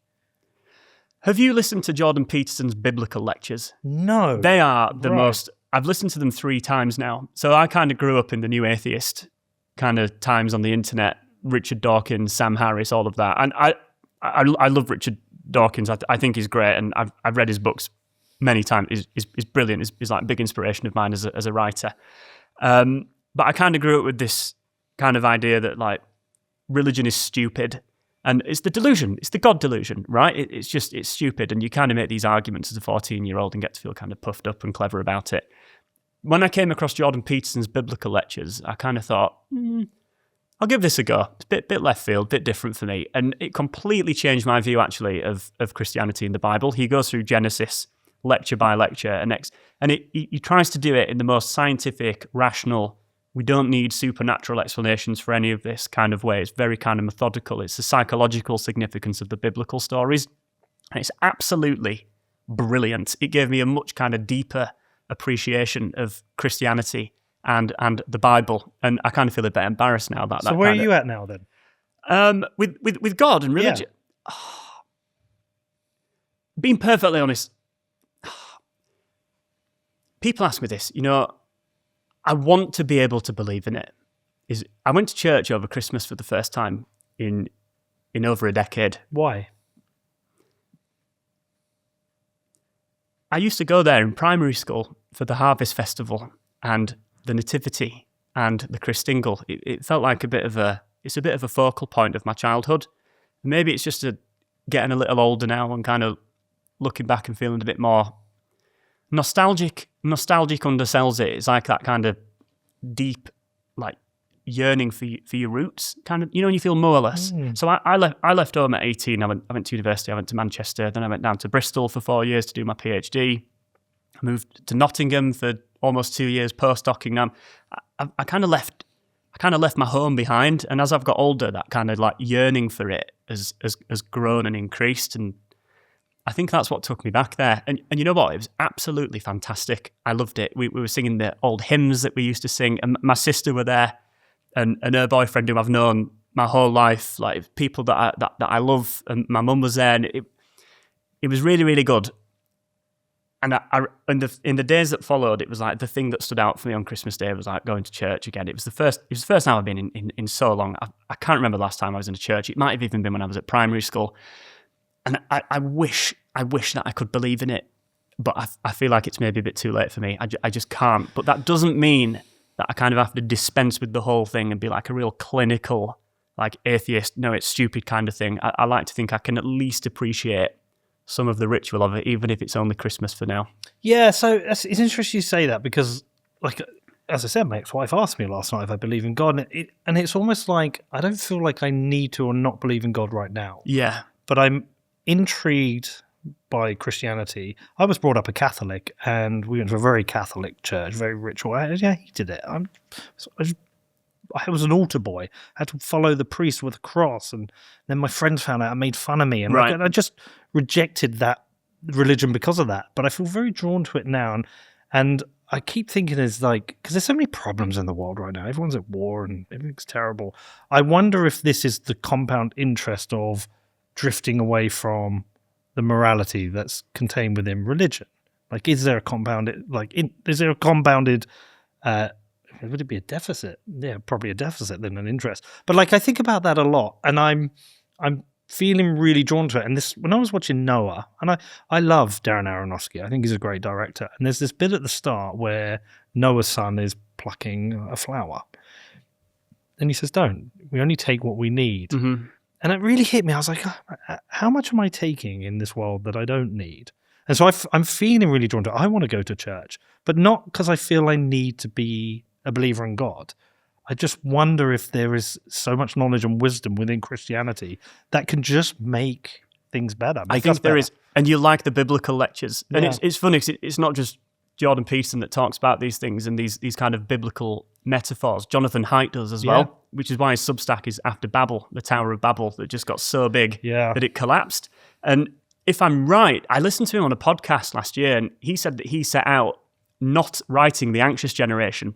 His whole metaphor is, we are living in the days now after Babel. The tower has collapsed. The top has got too far from the roots. We've forgotten. And so the whole thing is coming crashing down. The Anxious Generation was supposed to be a chapter in that book, but he thought, there's so much here and this is too important. This is the next book. And I believe and hope that he's still working on After Babel because it's about that exact thing. It's funny you should say that. So this was, does it not give you the date? This was a few days ago. And I asked ChatGPT, I said, what's the story of the Tower of Babel and how does it relate to what's going on in the world right now? So it gave me just like the Tower of Babel is a biblical account. If we relate that to today, you might think of how global ambitions, whether technological, economic or political, can bring people together, but also create fragmentation if communications break down. Think about how global platforms connect us, yet divisions, whether through differing ideologies, misinformation or cultural clashes, can emerge. This is where it got me. The modern world's towers might be AI, financial systems, or globalization. The key parallel, if we don't find common ground or understand each other's language, we risk the same fragmentation. And we're not scaling wisdom as fast as we're scaling technology, basically, is the issue. And I said, is AI the Tower of Babel? And he said, I wouldn't say that AI is a Tower of Babel itself, but it could be one of the most ambitious world-shaping projects that tests how unified we are. If we build it with hubris, without considering ethics, societal impacts, or ensuring everyone has a voice, we risk a Babel moment where misunderstanding and division follow. But if we're thoughtful, AI could be more a collaborative tool than a tower of confusion. It would say that, though. Yeah, of course it would. Yeah, but I'm thinking in those terms now. Well, the financial nod there has already happened. That was the 2008 crash. Everybody thought the banks were too big to fail. But really, the truth is they were so big that they would fail. Yeah. It's guaranteed. They got too big. The whole thing came crashing down. But we've carried on building on the rubble then. Yeah. yeah, for sure. Yeah. I mean, like you say, the pace of technological advancement in many ways is outpacing our wisdom. You have to be really careful with these tools, whether it be AI or nuclear or anything else. You have to be really, really careful about it. Well, this is why I'm going back to reading a lot at the moment. So, as you see, I've got Frederick Bastiat's The Law here. I'm on my second read of it. Cool. Because I've read it before, and I was just like, I want to read it again, and I'm keeping notes. But and I reordered because I gave away my Wealth of Nations. I reordered that today, and but these are books that were written hundreds of years ago, and everything they predict and talk about there is right, and it's happening now. By the way, did you see that list of books that got released? That if you're right wing, did you see it? Yeah, I did. I didn't have 9 of the 12 books. I ordered them all immediately. I've got them all. You're on a list somewhere. No, look, check this out. I'll show you this. It's quite funny. Wasn't George Orwell on that as well? Yeah, 1980. Well, this will make it even more funny. The irony is staggering. Well, this is where I was so proud of my son, right? So there's the tweet of the list of books. People, I'm just showing this to Tim.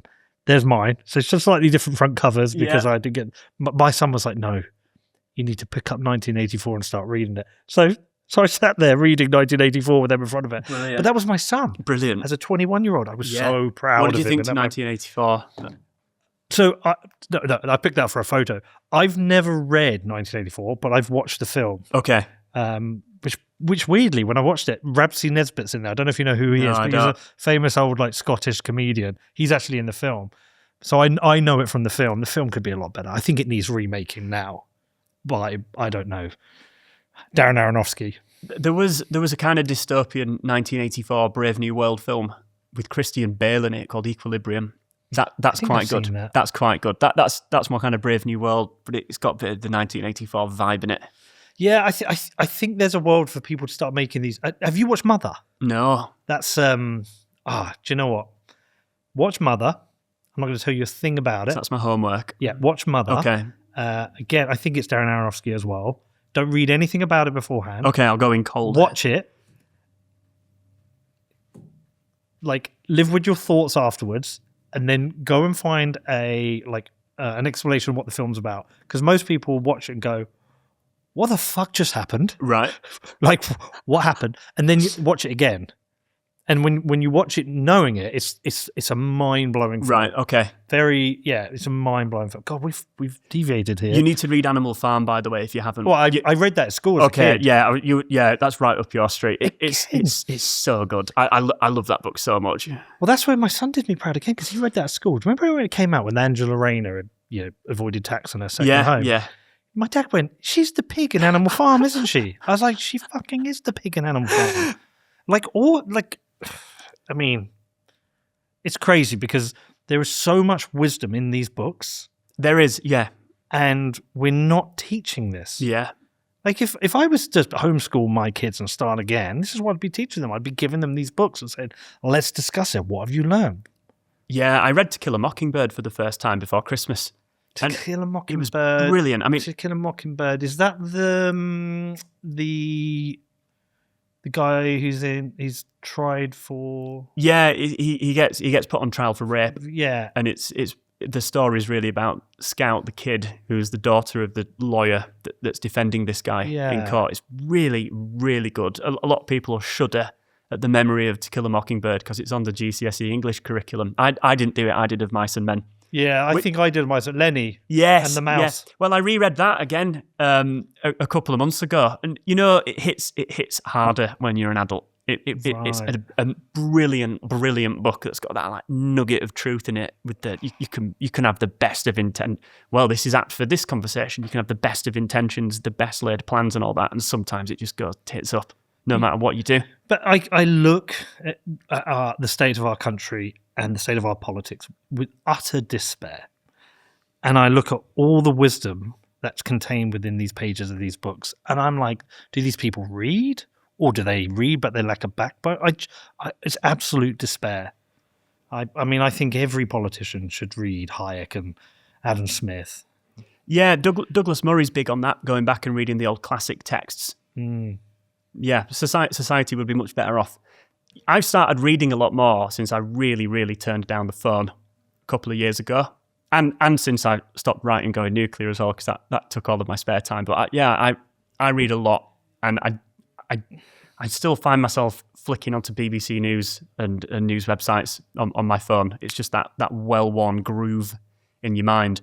But I really, really try not to, and I leave little books kind of lying about the house. And like if I've got 5 minutes when my wife's getting ready before we're going out somewhere, I've got George Orwell's essay collection. Oh, amazing! It's really, really good. Just opening it on a random page and seeing what you thought about this topic. It's really, really good. Like you say, a lot of wisdom. Well, that's why I brought this today, because the amount of times I'm on the tube and I see people reading books and I'm sat there listening to Slayer and I'm thinking, I've listened to Rain in Blood a million times. I could be reading. Yeah. So I did. I was listening to music on the way to the tube.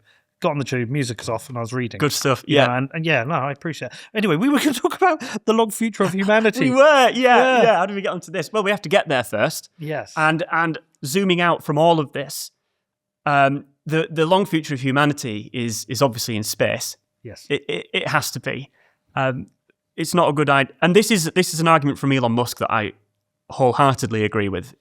It's not a good idea having all of the humans on one planet, in exactly the same way that you back up your iPhone, because if you drop it, you lose all your pictures. You have an off-site backup somewhere. We need to have that with humanity, just in case the worst happens down here, whether it be something that we do to ourselves, which would be so stupid and catastrophic it doesn't bear thinking about, or whether it's something like an asteroid or a comet hitting the planet and we just don't see it in time, which is entirely possible. Actually, that would be super, super bad. And so we need to back up humanity by going to live at first on Mars, and then who knows, eventually elsewhere. And I think we're just, I lived way before the Apollo era. It feels like it happened out of sequence. That it feels like a dream. How did that happen in the 60s? I just can't believe it that we sent humanity to the moon and brought them back, and we haven't been back since 1972.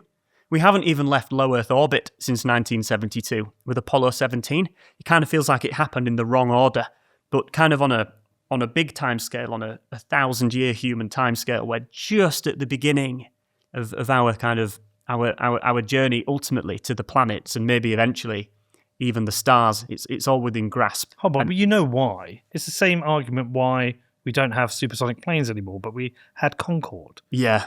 We know this. It is fiat money and bureaucracy. Yeah. People found a way of creating money out of thin air, and there was also the Cold War as well. That was a big motivator for the space race. And Concorde. And Concorde. The space race really was just America flexing its muscles and using science and technology as a way to show how superior it was to the Soviet Union, which it was. We've kind of lost that motivation, but I like to think that we've still got within us that kind of spirit of adventure, of going to new places. And it's something that we've always done, right? Ever since we left Africa 200,000 years ago, there have always been some crazy people in the tribe who thought, what's over there? The penguin. The penguin. The penguin. We go to the mountain, right? We go to the mountain and we see what's there. That's what we do. That's what we've done. And the natural conclusion of that is eventually we go up there. And we're just starting now to see people, governments, kind of get interested again in going to the moon and learning how to live on the moon. Nuclear is a key technology for that, interestingly, because the lunar night time is 2 weeks long. 2 weeks, right? And it's freezing cold. And so, you try and use batteries to get you through a cold night here on the Earth. That's not possible right now, let alone getting through 2 weeks of lunar nighttime on the surface of the moon. It's just not feasible. We need that reliable power. And in the absence of any oxygen, in the absence of any atmosphere, you can't burn things, so you have to fission them instead.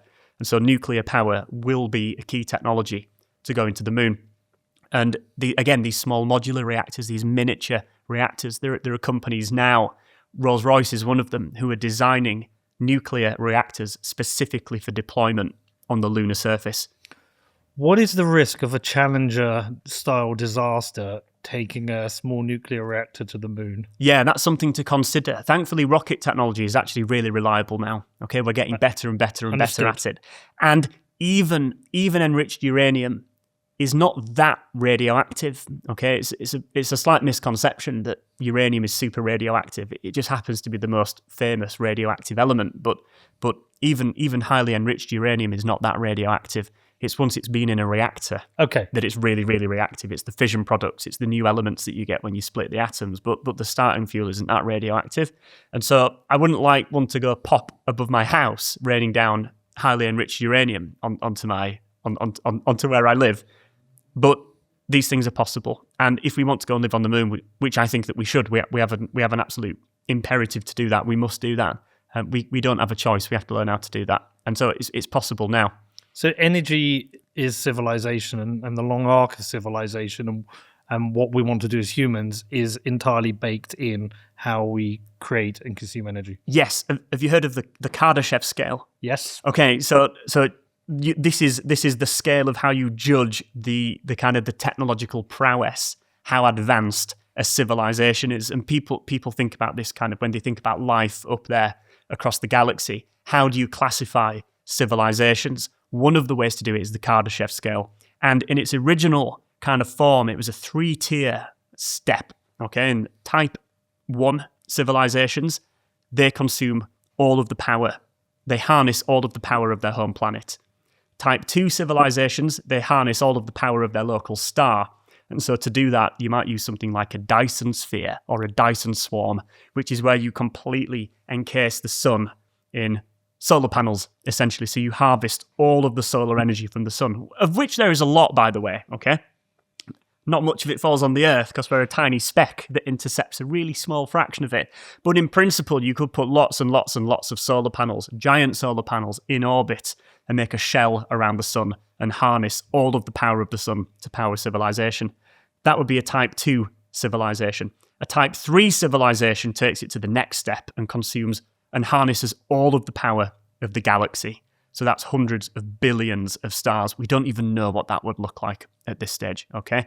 And there's a way to quantify where you are on the Kardashev scale. It was ironed out by Carl Sagan, another one of my favorite authors. Yeah. He's absolutely brilliant. I think in the early 70s. And using this equation, you put in the power consumption of humanity. It's log to the base 10 of the power consumption minus 6 divided by 10 for those who want to go make an Excel spreadsheet, which I have done. It's very, very interesting tracking humanity's rise through the Kardashev scale. And interestingly, a type 0 civilization is about it's a megawatt of power, which is about 100 campfires. Okay, so that's not far from where we were the dawn of man 200,000 years ago. If you look at where we are now with global energy consumption, we're at about type 0.7. Okay. And so we've still got a little way to go. But when you plot this on a graph against time, it kind of is rising in roughly a straight line. Okay, our energy consumption has gone up exponentially over the last couple of centuries, but that log to the base 10 in the equation straightens the line out somewhat, and we will hit type 1 civilization, all of the power of our home planet within the next century or two. Wow. Yeah, and so that's not long, considering that humans have been around for 200,000 years. It's kind of the blink of an eye, and so. Who knows what that will look like? That seems like the natural next step, if not only to preserve humanity, because despite everything, goodness knows we've messed up, and in many ways, and there are so many more problems that we will cause in the future that we haven't even thought of yet. But we've done so much good along the way. I mean, look at what we've managed to chisel out of the hand-to-mouth living that we were in for basically the entirety of human history up until around the mid 1700s. One in every other child died before the age of 5. Mean life expectancy was 32 years. That's how old I am now. So I would have been an old person in the year 1600. People were poor. People had nothing. People were starving. You would die from tooth decay and infection. Look what we've managed to do in such a brief period of time. We can sit in a flying chair and FaceTime someone in another flying chair. Exactly. Isn't it amazing? It's amazing. Yeah, and it costs like 40 quid to get to Vienna on an aeroplane from Manchester Airport. It was like 3 times that to get the train here today from Carlisle. And that's a whole other problem. But I guess that's one of the things that I love about science and technology is that it shows what's possible when we get our acts together, using science and technology to understand the world and turning that knowledge into inventions that we can deploy in society. Smart people tinkering with things, inventing things, and going out there and deploying that technology. That's what makes the modern world. And that, for me, is a huge source of hope. When I look at what we've managed to do, it's kind of like we've got this. And for us to go extinct, whether it be through fault or folly, would be, I think, a catastrophic loss for the universe, because we are, as far as we know, the only life forms in the whole universe that can look out there and kind of understand something about itself and look inward and understand a bit about where we came from, like with the nebula, like that I wrote about in my first book and I did my PhD on. We've decoded the genetic code of life. We've understood all of this stuff. We can kind of appreciate being alive. But the only things that can do that, and for us to lose that in the universe, would be a colossal loss, which is why I think we have to go to space, and energy is absolutely fundamental to that. Right, a couple of closing questions. I read something recently about there being a funding problem in the world of physics. Is this something you're aware of? No, I'm not. Okay, we'll skip that one. Okay. Cut that on the edit. Okay. Before we finish, you're obviously a nerd. I don't think I'm insulting you telling you this. No. I think it's brilliant. What things are you most excited about? We talked about fusion, so we can skip that off. What are you excited about? I'm excited about going to live in space. Honestly, just what we were just talking about.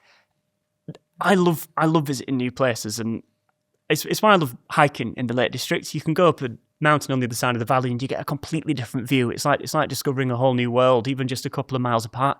Imagine what it's like going millions of miles into space. When you think about all of the beautiful landscapes and the beautiful natural scenery that we've got here on the Earth, I know that it's lifeless compared to the Earth, but imagine how much beauty there is on Mars that we've yet to uncover. The geological history of Mars. Where did the rivers used to flow? What are these rocks made of? What happens if you dig a mile down into Mars? What are the rocks like? All of these questions, this exploration of the solar system. It's like the world, the Earth is so beautiful, but there are other worlds out there for us to go and visit. And in a way, I kind of feel like I was born a little bit too early. Although I did grow up without social media, so I'm not complaining about that. But I was born just a little bit too early to kind of go there myself and really, really, really experience us discovering these worlds.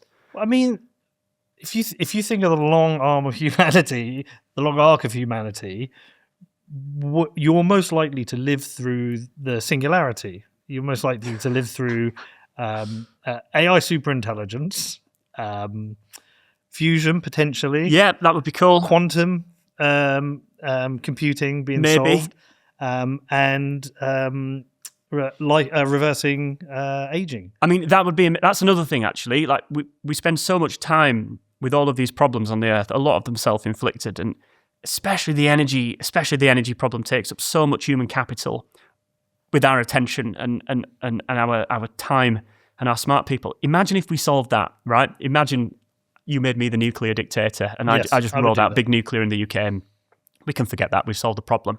I wonder how far back we could roll aging. Like actually roll it back. I was listening to a podcast the other day. They're now going into testing. So they've been testing, I can't even remember what it was, but they've been testing reversing cell aging in mice, and there's been successes. Right. And so one of the tests they're going to be doing with these, I can't remember what they're called, but going to be tested on eyes. That's the first place they want to test it, on eyes, people whose eyesight's been gone. Because interesting. If they can reverse the aging in eyes, then your eyesight will come back. My eyesight's gone. I didn't used to wear glasses 3 years ago, and then started wearing them for reading. I wear them most of the day now. Right. And these ones need an upgrade because my eyesight's going. But imagine you can just have a drop in your eye and it restores your eyesight. It makes you wonder what's possible, because our life expectancy now is more than double what it was 200 years ago. And I bet if you went back 200 years ago and said, people in the most developed countries in the world will be living into their mid-80s frequently without that much loss of quality of life. I know we have a problem in the UK with very elderly people and all that, but, it's 70 isn't old anymore in the UK. In your late 70s, you're kind of not that old. You're still able. You're like a spring chicken comparatively. They wouldn't have believed you 200 years ago that was even possible. So yeah, it makes you wonder what the next 200 years, or even the next 50 years for that matter, are going to look like. I do sometimes wonder if that there is anyone alive today who will never die. Oh, I certainly believe that. Really? Oh, yeah. Oh, right. You're wow. saying, I mean, if a baby was born today and give them 80 years, will we solve aging in 80 years? Yeah. I think solving aging may be solved in the next decade. Wow. Just from following the tests that are being done, and I mean, maybe I'm an idiot, maybe it's 20 years, maybe it's always 40 years away. I like fusion. But I do. Yeah. But then we do have a problem if we solve aging. Like, how many people can this planet actually take? Yeah, I mean, we will need Mars. Yeah, in a way, it's kind of one of those nice problems to have. You know, we talk in the UK about all of the collateral damage of having an aging population. I'm not downplaying that. It's huge, but in a way, it's a nice problem to have because it means that people are living longer. Yeah, right. People aren't dying when they're 40 anymore, or when they're 50 anymore. How nice is it that we kind of get to spend more time with people that we love, and that people get more years out of the one life that they're given? It's a nice problem to have in some ways. I was thinking about if they solved aging, you can essentially never die from aging. Would you take it? Fuck yeah, I like living, and I don't want. I really like living forever. Well, at the point I don't want to, I can just kill myself. Yeah, I suppose. Yeah, if I've like 300 down, 300 years down. I'm not. Yeah, I've had enough. Yeah, but at the moment, I like living. I wake up quite early, and I'm excited. I enjoy the day. I love living. I love spending time with my kids and my family. I love life. I genuinely love life. Yeah, I sound miserable with this podcast, but I actually love. You actually do. You're an optimist at heart. I am an optimist. You are. I do. I love life, and I love living, and I love simple things now, like let's say cooking, reading a book, playing tennis. I love it. Yep. Why do I want it to stop? Yeah. Like at the point I want it to stop, I can just kill myself. I'd take it. I'd love a couple of 100 years. Yeah, like, that would be really nice. It was who was that comedian? God, I forgot his name. The one who got. I don't want to say it. Anyway, there's a comedian, and he was talking about this, and he was saying the thing about life is that if you don't like it, you can just stop. Like you can have the shittiest life possible. That people are living the fuck out of the shittiest lives possible and carrying on. And so, like, very few of us actually want to die. So why would I want? Yeah. The better question is, to somebody, like, say if you said, well, no, I don't want to live forever. I was like, okay, well, when do you want to stop? Yeah. I guess that's what you can't give a number. No. You might go, oh, I don't want to live forever. But, like, okay, when do you want to stop? when are you done? You carry on until you're done. But think about in the world where you don't, where you can essentially not die from old age. A death would be even more tragic. Yeah. Have you read The Silmarillion by Tolkien? It's kind of like the prequel to Lord of the Rings-ish. What's it called? The Silmarillion. The Silmarillion? Yeah, it's amazing. It's like, it's all the stuff that happened before Lord of the Rings. Okay. And that's a big theme in The Silmarillion because the elves, they don't die. They're immortal. Unless you kill them with a sword or something like that. Yeah. But the men are mortal. And so the kind of the conflict between the men and the elves, the immortal elves and the mortal men is kind of one of the major themes in the Silmarillion. I wonder if we would treat risk differently. So if you know only you can't die from old age, yeah, maybe you would get on less planes because a plane is a higher risk. That's an interesting idea. You wonder if you start to assess risk differently. Yeah, maybe. But in another way, you might take more risks.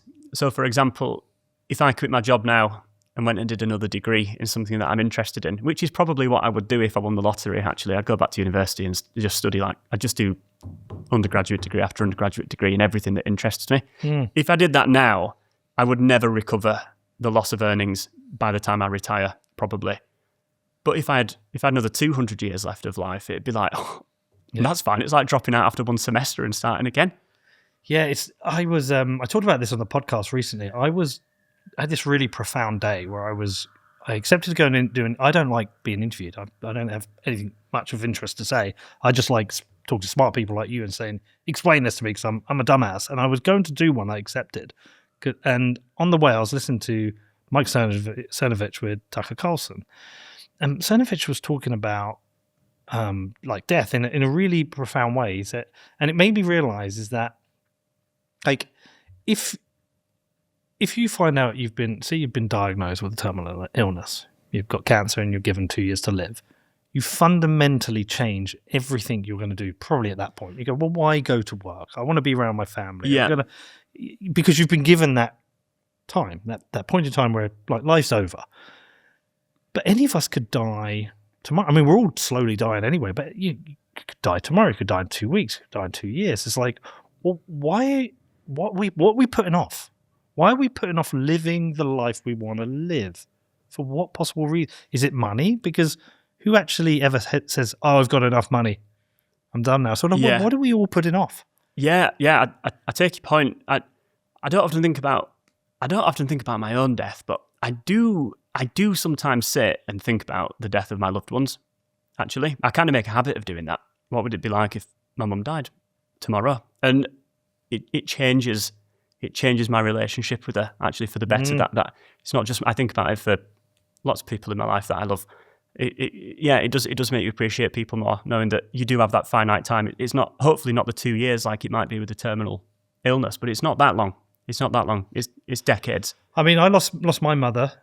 She went to cancer about 9 years ago now, and but my father's still around. And at the time when my mum got sick, they live in an island. I used to go across the sea with her all the time, and there's the Wait But Why guy. You must know him. Oh, Tim Urban. Yeah, he's amazing. Yeah, I've read his blog forever. Yeah, he's great. Have you ever seen that chart he does where it's like a dot for every year you live? Yes. And you calculate the amount of times you're going to see your parents. Oh my God. Yeah. So I did that in COVID with my mum. I calculate if 2020 is a representative year, how many more times am I going to see her? And it's like 12 or 20 or something. God. It's a low number. Yeah. I had the same with my father. So my dad now comes and stays with me 6 months a year. Cool. And he's there in our house. Cool. That's the dream. And we have him there all the time. Yeah. It's brilliant. Yeah. And, once or twice a week, me and him go across the road and have 2 pints, and we go to football together. And that's what it's all actually, about. I'm like, I don't want him to ever go back. Yep. Like, why go back to Ireland? We're all here. You're here with your grandkids. I wonder if that's a big part of a lot of the social problems that we're seeing in the UK at the moment is people being unmoored from their families, because very few people live in the same postcode now that they grew up in. Yeah. In fact, there's quite a snobbery about it, about being parochial and local and never kind of leaving home and growing up round the corner from where your family live. But that's how it was forever. Yeah. Until yesterday. And we're kind of, like with the social media thing, we're running this experiment of what happens if you what was that game? Is it like Scrabble or something, where you have the dice in the little box and you give them all a shake? Yahtzee. Something like that. Whatever it's like, you shuffle everybody around periodically. Boggle, that's it. Yeah, Boggle. Well remembered. Wow. Like Boggle, like you give everyone a shake and then they fall where they may, and that's what does that look like? Maybe you can get away with it a little bit. There have always been people that move around and move to another country or a different part of the country, but what happens when that's the norm? What does that look like when you accrue a generation or 2 generations or 3 generations of people that are completely unmoored from the place that they grew up in and from the people that they grew up around? I suspect it's not good, and I kind of even feel it in myself. I like where I live. It's beautiful, and I've got friends there, but there's no place like home, right? And as definitely as I've got older, I've kind of felt that. As the crow flies, I live less than 2 miles from where I grew up. Yeah. And I love it. And I've thought of leaving the UK because of all the problems. I don't want to go. No, I don't either. I like where I am. I like the people. Yeah, me too. I love it. So let's not go with the fact that you might get a terminal illness. Let's go with the Highlander version. You could live forever. And you knew this. What do you wake up and do tomorrow? Ooh. What change do you make? You said undergraduate degree after undergraduate degree. Yeah, probably. I'd probably. So I'm a scientist. I did like all the sciencey stuff at university and what have you. I feel embarrassingly ill-informed about culture. Kind of what we talked about with reading all these old books. I'd probably go and do like a classics degree or something like that, or maybe PPE if they would let me in at Oxford, or some sort of like philosophy degree, something like that, just to kind of give me like a 101, this is who said what when, and kind of like a springboard then for me to go off and do my own reading. Have you never read like the Odyssey or the Iliad? No, I haven't. No. Have you? I did classics at A-level. Oh, right, okay. But I only did it because it was a DOSA subject. Yeah, but so I ended up. Yeah, so I didn't appreciate it at the time. So I read the Odyssey, the Iliad, and the Aeneid. I remember the Odyssey. That was the one I liked. By the way, that's coming out as a film soon. Matt Damon in it, directed by the guy who did Interstellar and Batman. Oh, I'm so bad with Christopher Nolan? Yes, Christopher Nolan. Christopher Nolan. Yeah, so the Odyssey's coming out as a film. Oh, right, cool. But it's worth reading as a book. Didn't they just bring out a new translation of that like last year? I think there was some new translation that. So I've got all three at home, but they all look new because I bought them to reread them. Yeah. The problem is I buy 10 to 15 books a week. Wow. And read about one a month. Right. I mean, it could be worse. You could be buying worse things.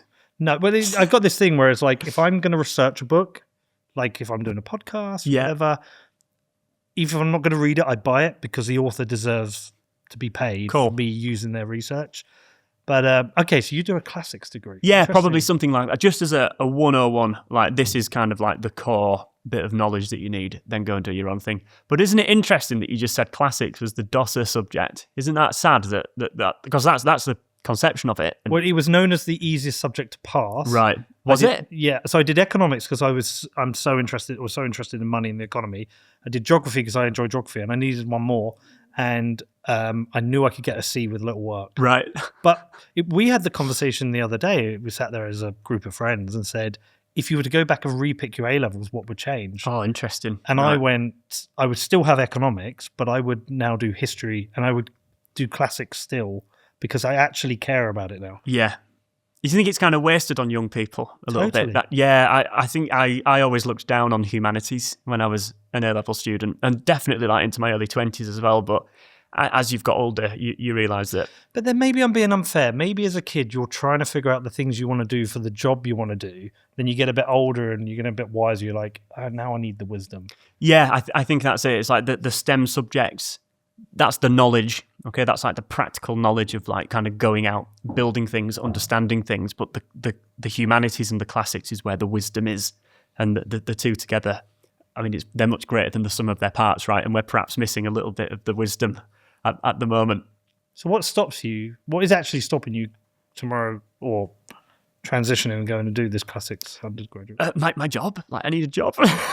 That's honestly it. That's honestly it. You're an author. Yeah. You get invited on major TV channels. I think you have to find a way to monetize the way you collect and distribute knowledge to people. Maybe I could start a TikTok of doing a classics degree somewhere. Perhaps and that, yeah, maybe that's how I fund it. Become a TikToker to fund my undergraduate degree. I mean, people do worse things, right? But you're an amplifier. Like you go and research it, you collect the knowledge, and you amplify it to other people. Yeah. Then there needs to be a way to monetize that. Have you got a Substack? No, I kind of started. I started last summer, but it was too much work, honestly, because I still have like a day job. It's an enormous amount of time. There's a really good presentation by the guy who what's that platform? He did the platform where it's not. Is it Substack? No, it's not Substack. It's the other one. But anyway, he said it's called 1,000 True Fans. Okay. He said all anyone needs in the world is 1,000 true fans. You could be a musician. You don't have to sell millions of T-shirts, or you don't have to have millions of billions of downloads. You need 1,000 true fans connected through a platform, because if you're a musician, they will buy every record that you create. Oh, I like that, yeah. They will buy every hoodie that you make, and if you put on a special concert in London, they'll come to it. And that 1,000 true fans can finance you being creatively the person you need to be. There will be 1,000 people in this country who will pay £100 a year. If you start a Substack, I would buy it tomorrow, £100 a year. There will be 1,000 people who will do that. That's £100,000 a year. Wow. And that number only grows. When you put it like that. You just need 1,000 people who go, Tim's fucking brilliant. I want to support him. I did a Substack. I'm a halfwit, and I've got 8 people, and I don't even charge, and I've had 8 people choose to give me money. Cool. Right. Nice. And I'm not even charging. They've just donated money to me, and I'm literally a halfwit. You're like one of the smartest people I've interviewed. You can find 1,000 true fans who could fund you to collect and amplify knowledge. Yeah, maybe, yeah. You give me something to think about there, maybe. Yeah, that'd be fun. Right, is there anything I've not asked you wish I had? I don't think so. We've covered a lot there. We went all the way from the dawn of man to the long-term future of harnessing the power of the galaxy. We did a lot in 2 hours. We did. Tell people about the book. So it's called Going Nuclear: How the Atom Will Save the World. And it's really my case for a nuclear-powered future. There's a whole thing about net zero in there. I kind of dismantle renewables, their limitations and their environmental footprint that we don't talk enough about. But aside from nuclear power, there are lots of other applications of nuclear science in there as well. For example, nuclear medicine, which is just absolutely amazing. That's using nuclear materials to cure and diagnose cancer, which What? yeah, it doesn't sound like it should be possible. So this works by, in brief, making radioactive drugs that you inject into people's bodies, which sounds like the last thing you would want to do. But if you tweak these drugs and their chemistry just right, they actually latch onto cancers. Okay, and so you turn cancers radioactive, and then when that drug gives up its nuclear energy by radioactively decaying, it fries the cancer on the smallest scale possible. What? One atom at a time. And this is already, you can already get this for some isotopes on the NHS. This has been done for decades now. But there's this whole treasure trove of radioactive substances that we're in the early stages now of turning into new cures for cancer. And I am privileged enough in my day job, to use a word that's horribly overused, I'm privileged enough in my day job to actually work with some of the people that are doing this. They go to work every day and they're figuring out how to recycle nuclear waste to extract these rare, weird, unusual isotopes with the ultimate aim of turning them into cures for cancer. And the cool thing about that is it's not like chemotherapy, which is like carpet bombing the whole body, and you hope that you kill the cancer before you kill the patient. This nuclear medicine, if you tweak the molecule just right, it will target the cancer. And then it's targeted, right? There's very little collateral damage to the rest of the body. And we're only just scratching the surface of what's possible here. And it gets tumours that you don't even know are there because it goes around the whole body. And when it finds a tumour, it clicks in there and then boom, radioactively decays and fries it. So there's a whole chapter on that.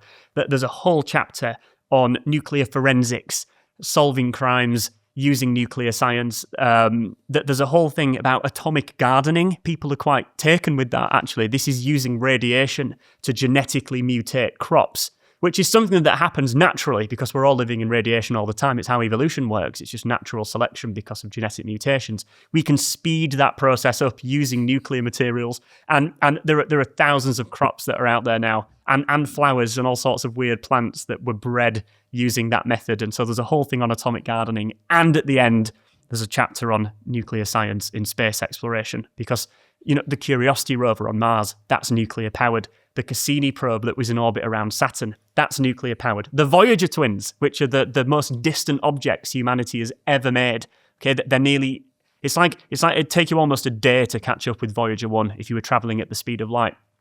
And it's still working, and it was launched 49 years ago, and it's still working because it's powered by a lump of plutonium. And so there's all of that in there. It's like, of all of the branches of science, nuclear science, and I guess I would say this, but it's why I'm a nuclear scientist, it's one of the coolest and one of the furthest reaching. So that's kind of why I wrote Going Nuclear. Tim, you're brilliant. I think people are going to love you. Will you come back on in a few months? Can we do this I would again? love that. Yeah, anytime. This has been amazing.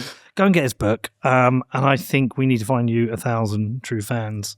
I think I know we can do it. Anyway, thank you. Thank you so much. My pleasure. Thanks so much for the invitation. And thank you everyone for listening. We will see you soon.